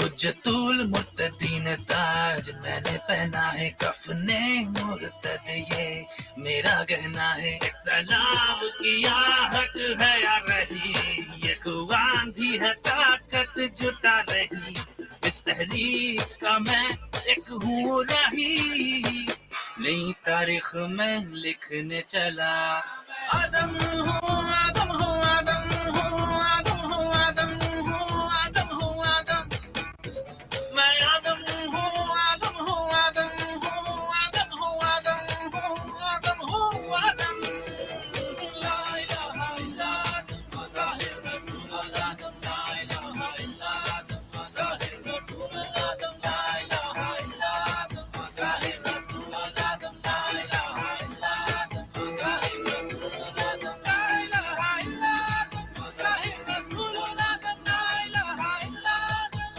ज़ाहिर रसूल आदम ला इलाहा इल्ला आदम ज़ाहिर रसूल आदम ला इलाहा इल्ला आदम ज़ाहिर रसूल आदम बोल वही जो हक है टाइम कयामत तक है Oh, Adam, you're hey killing me, man. You're killing me. No ilaha illa Adam. Sahilur Rasulul Adam. I have a Rasul as well, brother. So basically, very beautiful. I hope you liked it. What do you think I of the love song it. first? Before Hey, but before I'm jealous. before Man, whoa. You make yourself this beautiful song. I need to make some song for me too. I don't like that. oh I'm jealous. I'm really jealous. I'm so sorry. I'll do something about you, and I'll give you some song as well very soon. But you know, the people that work with me, they are all Indian, and they can make song in Urdu, By Hindi, the but way, they by cannot the way, make. Adam, Indian song, Indian music, very close to Egyptian. Ah, nice. I'm not So kidding you. you like the beat? I You can like the play beat? it. Oh yeah, I love it. It's the music I grew up with. And it's my story. It's my story in reality. Like the Yeah. first part is about first prophet, the so-called prophet Muhammad, and then Allah, and then that is my story. Like the whole story is the one I kind of worship and the one I hold so high above. Like he made my head bow down. It's just and then everybody that loved me, I had to leave everybody. It's just a life story afterwards. Like the mid part through is a life story. And then then this one, this kalma, right? My kalma and Yeah. then came out of a debate. So what happened was there was a Muslim guy coming in. He's like, Allah is God. I was like, how can you prove it? He's like, he started talking about something. I was like, listen, brother. Let me tell you something. I can prove that I am a better Allah than your Allah. And he's like, impossible. I was like, okay, yes. Let me say, La ilaha illa Adam, Sahilur Rasulul Adam. So I had a friend over there who's also an ex-Muslim, very nice guy from India. I like, he is Rasul and I am Allah. And let me just tell you, I can prove myself to be a better Allah than your Allah as well. And then we had a debate on just this kilma. And then this kilma became my song. Like how beautiful it is that the one who claims this cannot prove this, but I can prove myself to be a better God. And one of the beautiful video that one of the beautiful thing that I said over there is like, uh, if like I said, if your Allah is better, then ask your Allah to make the sun rise from the west, because I make the sun rise from the east. And this guy was, this is stupid, this is idiotic, this is That's what stupid, this is Allah did. idiotic. This is what is happening in the world right now. You if you want to say something, then do the opposite. I was like, okay, tell me something. If anybody says some stupid thing like this, will you call him stupid? He's like, obviously this is absolutely stupid. Everybody can see the sun is rising from the east. And I was like, okay, Quran chapter number 2, verse number 258, your Allah is saying, if you are a true God, then make the sun rise from the west. So you just proved you're allowed to be stupid and I'm a better God. This was a classical debate that happened, brother. It was a beautiful debate. And after this debate, this kilma came into form. And I was like, this kilma has to be part of my song, and it's beautiful. And you put it there. Yep. Very good song. I like the music. I didn't catch all the words. I would just move with the music. Anyway, that is good. But anyway, it's in English as well. So now let's go for the questions as well. And Sure. before the questions, I have to say thank you to our supporters because some of the super chats are there as well. But guys, let me just tell you, if you want to give me big amount, really big amount, really big amount, what should you do? Let's listen to Zakir Nalak. Sir, how can we contribute financially for your organization? They get in touch with me. And very easy, people know where I am. And once they get in touch with me to contribute without causing problem, to contribute in big amounts. And many people call me for lunch and for dinner and for meal, and for every meal they give big amounts, alhamdulillah. So those who really want to contribute, they come and meet me. MashaAllah! Subhanallah! Meet with me too, anytime. I will meet with you anywhere. MashaAllah. So the one who is supporting me, let me thank them, and thank you, Mr. Rachel, for your contribution. Appreciate it. But if you want to contribute big amount, big amount, come and meet me and give me a dinner. Beautiful, isn't it, Usama? It's lovely, right? God help us. God help us. So thank you, Rachel, once again. Appreciate it. Blackpink said, please suggest new good words to describe these PIGS. No, I will not. Thank you. Sorry, ignore. Read her face. She's unhappy, upset. Always stay away. Yes, sir. Thank you so very much. Appreciate it. Kasi Bakra. This is outrageous. No more Coca-Cola. Brother, I'm also amazed. Like, I have to skip Coca-Cola now. Unbelievable. Like, Usama just told me something, and this is crazy. Blackpink, thank you once again. And Blackpink said, it's deeply rooted. It's possible to eradicate it. Sir, it can only be eradicated if we change. So we have to change first. Nirav said, chat is ours. Now we want Sharia in Adam's chat. No, we don't want Sharia in Adam's chat. Adam does not like that. All right. So the question, brother. There you go. The question. Adam, when they are openly saying that we will bring Allah's rule in the world, why Hindus or Christians are not saying the thing? Are we not permitted for anti-jihad? Well, I do not see Christians or Jews do what Muslims do in any way, shape, or form. If I understand the question right, Muslims, they want to make Islam the world religion, and Christian would like to make the Christianity the world belief. But the difference between Islam and Christianity is that we don't force people to become a Christian. Our Lord will not force us to become a Christian. He actually said, I knock. If anyone will open. And Jesus taught us when we go and share the gospel, if the people say no thank you, we shake the dust of our feet in their streets before we leave their town. Muhammad, he shook the sword. He shook the spear. So there's a difference between the how Islam is spreading and how Christians spreading. We don't have any force whatsoever. We don't even, if all the Christians left Christianity, nobody's going to kill any Christian. And one man leave Islam and he's been put to death, or a woman put to death. Did I misunderstand the question, Adam? I don't want to keep going in circle if a question if I could not get it right in my head. No, you got it right, because in reality he's asking the same thing. Why can't we force our Sharia, our laws as well? Yeah. And you actually got it right. And that's the reality of it. We don't force, right? We request, we state. You want to accept it, you accept it. Islam is a religion of force, it's a religion of fear, it's a religion of sword. And that is why if you will do the same what the evil is doing, you will be evil. So it's up to you. You want to fight evil with evil, then at the end of the day, you will have a different evil. You see what I'm saying? So if you fight evil with evil, then eventually you will have another evil, which will be a worse evil. Next question from KL, and he said, Muslim want Shariat, but do they want Sharia in criminal cases? I love this. Yes, Usama, you go first. Well, we're gonna, well, by the way, I'm going to get into that. Why Muslims in America want the Sharia? It's just because simply they do not know what's in Sharia. I mean, I got stories to share with you in our next podcast, Lord's willing, Monday. But criminal cases in which way? If that is a Muslim imam, absolutely. There are Muslims in America who will kill their own. As a matter of fact, we have Muslims already killed their own children in America because they cross the line of not following Islam by crossing the T's and dotting the I's. So yes, criminal cases, but as they do it, by the way, I mean, let me give you a case. Muhammad, he's a taxi driver from Texas who killed his own two daughters. We know the story, 17 and 18 years old. And we could not find him. Now, here's the truth. He killed his own two daughters, and we got the sound bite on the 911 call.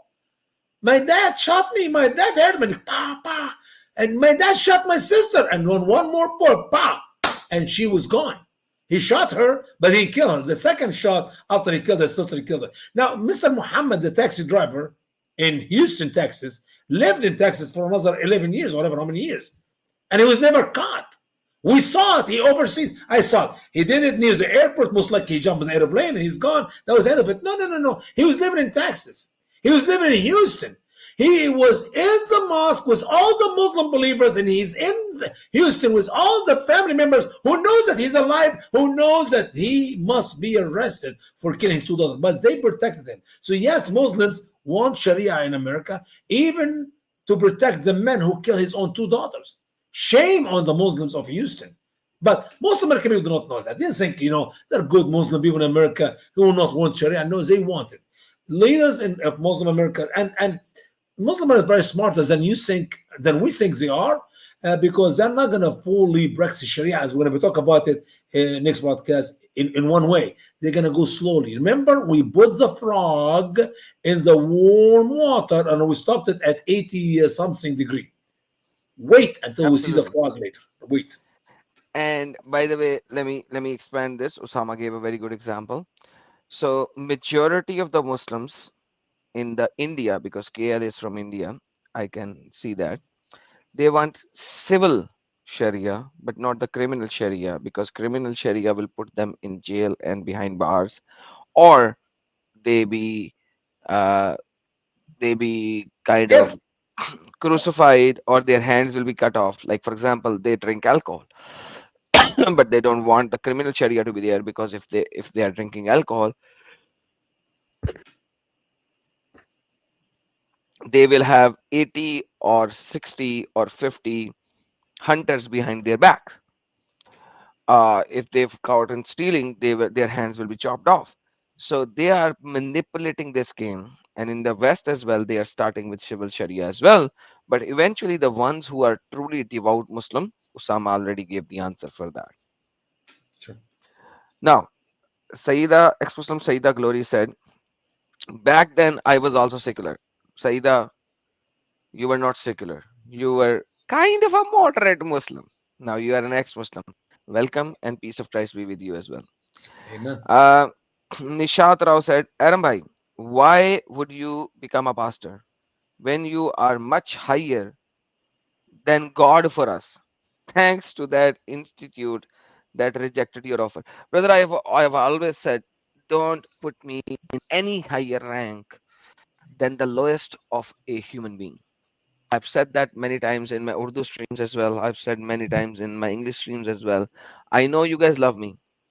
I know you guys say that in love, in appreciation and in love, but you need to understand, I am a human being, and whatever I do it accordingly. And let me give you a verse. Brother, I'm so sorry. I'm gonna take some time on this one.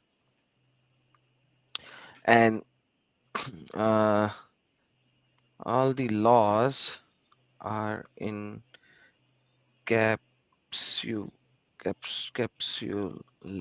in one command: love your neighbor as you love yourself. That should be in Galatians, if I'm not mistaken. Galatians 5:14. Let me bring it up. And I wanted to be precise what I'm going to say. Galatians 5:14. Brother, you need to understand one very important thing. The one whom I call Lord, the one whom I follow, gave me this.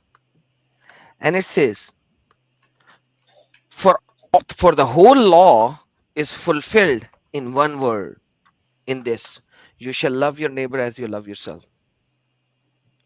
That's the kind of a God that I follow. Amen. My God is love. My God is love. God did not say to me that he loves somebody. He said he is love. There's a huge difference than saying I love all humanity versus saying I am love. There's a huge difference in saying I give bread to everyone versus saying I am the bread of life. There is a huge saying in difference that I give life versus saying I am the life. So when I look at my God that I follow, he gave me a final commandment which encapsulates all of his commands. And that is, you love your neighbor as you love thyself. Whatever I am doing it because I love you just as I love myself. If I love myself to be out of this stupid, idiotic, cultish belief system, and I love myself enough that I will tell my family to stay away from it, and why to stay away from it, I explain it to them, I teach them just like that I love my body, just like that I love my family, my blood. They are my blood. My family is my blood. All of you are my blood. All of your children are my blood. All of you. Because I have to love you just like I love myself. The blood that runs in my vein, just like that, I love all of you. Because my God, who said he is love, he is bread of life, he is life. And he said, you know, Adam, your body is not just an empty vessel. Your body is the temple of God. Your body is the temple of the Holy Spirit. You know, when I read these things, there is no other way for me to come out in any way necessary, in any way possible for me to express the one and only thing which can lead us to good, which can lead us away from harm. Because my God said, my people are destroyed for the lack of knowledge. My main purpose is to give you all the knowledge. And I love you all. Someday I might do something, or I might say something which will hurt your feelings, which will hurt you. But brothers and sisters, friends, I request you, forgive me when I say something which might hurt you. But always remember, I will always be true, and in a way that I can be true. because I am a sinner. I am a sinner, just like all of you. May the Lord forgive us all, humble us, but may the Lord allow us to say the truth and bring everyone to the truth and the reality. Thank you so very much for being here, guys. God bless you all. Usama Dakdok, your last words before we end the stream. Well, let's love the Muslim people, right? As Brother Adam said in Galatians 5:14. It's so powerful verse. I actually looked in the Arabic. لأن كل الناموس في كلمة واحدة يكمل تحب قريبك كنفسك.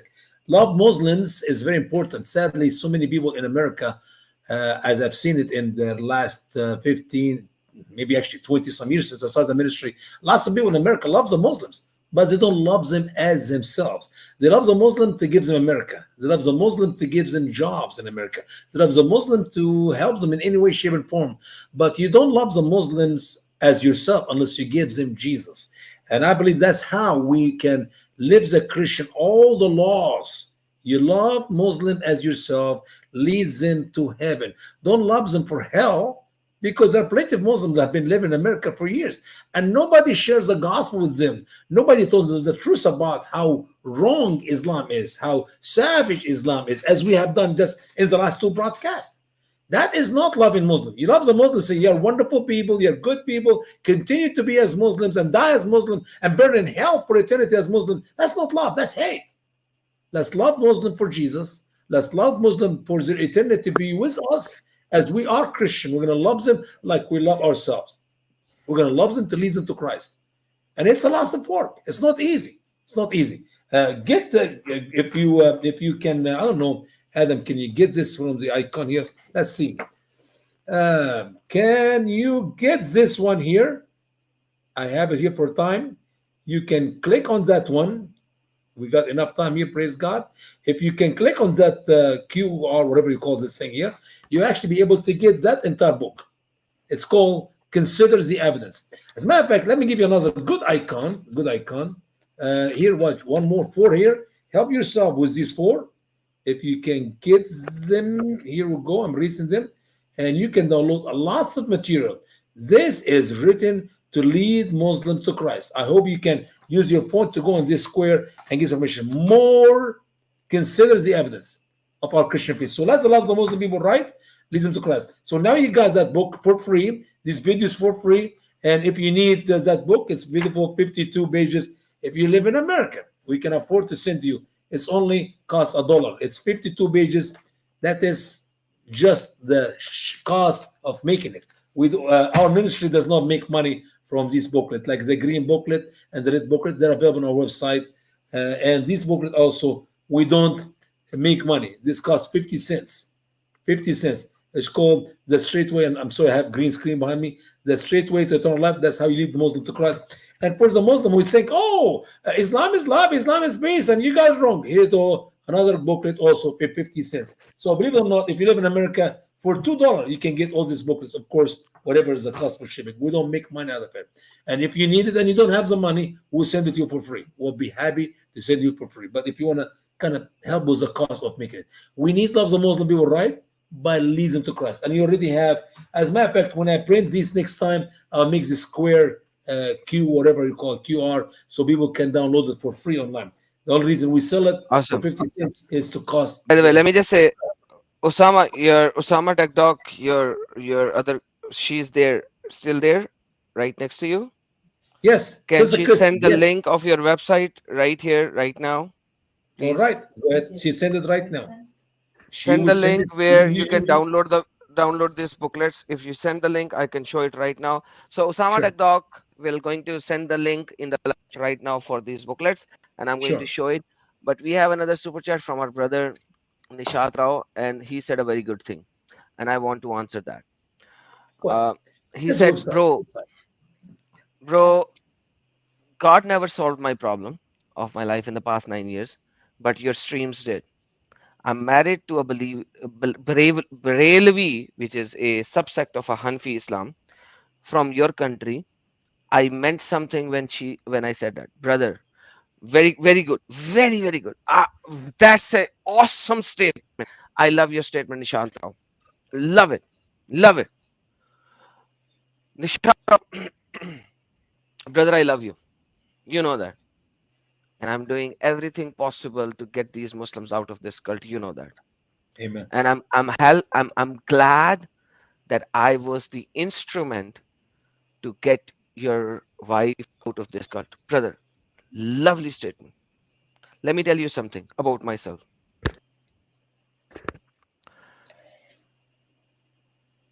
Once when I left Islam, brother, Nishant, when I left Islam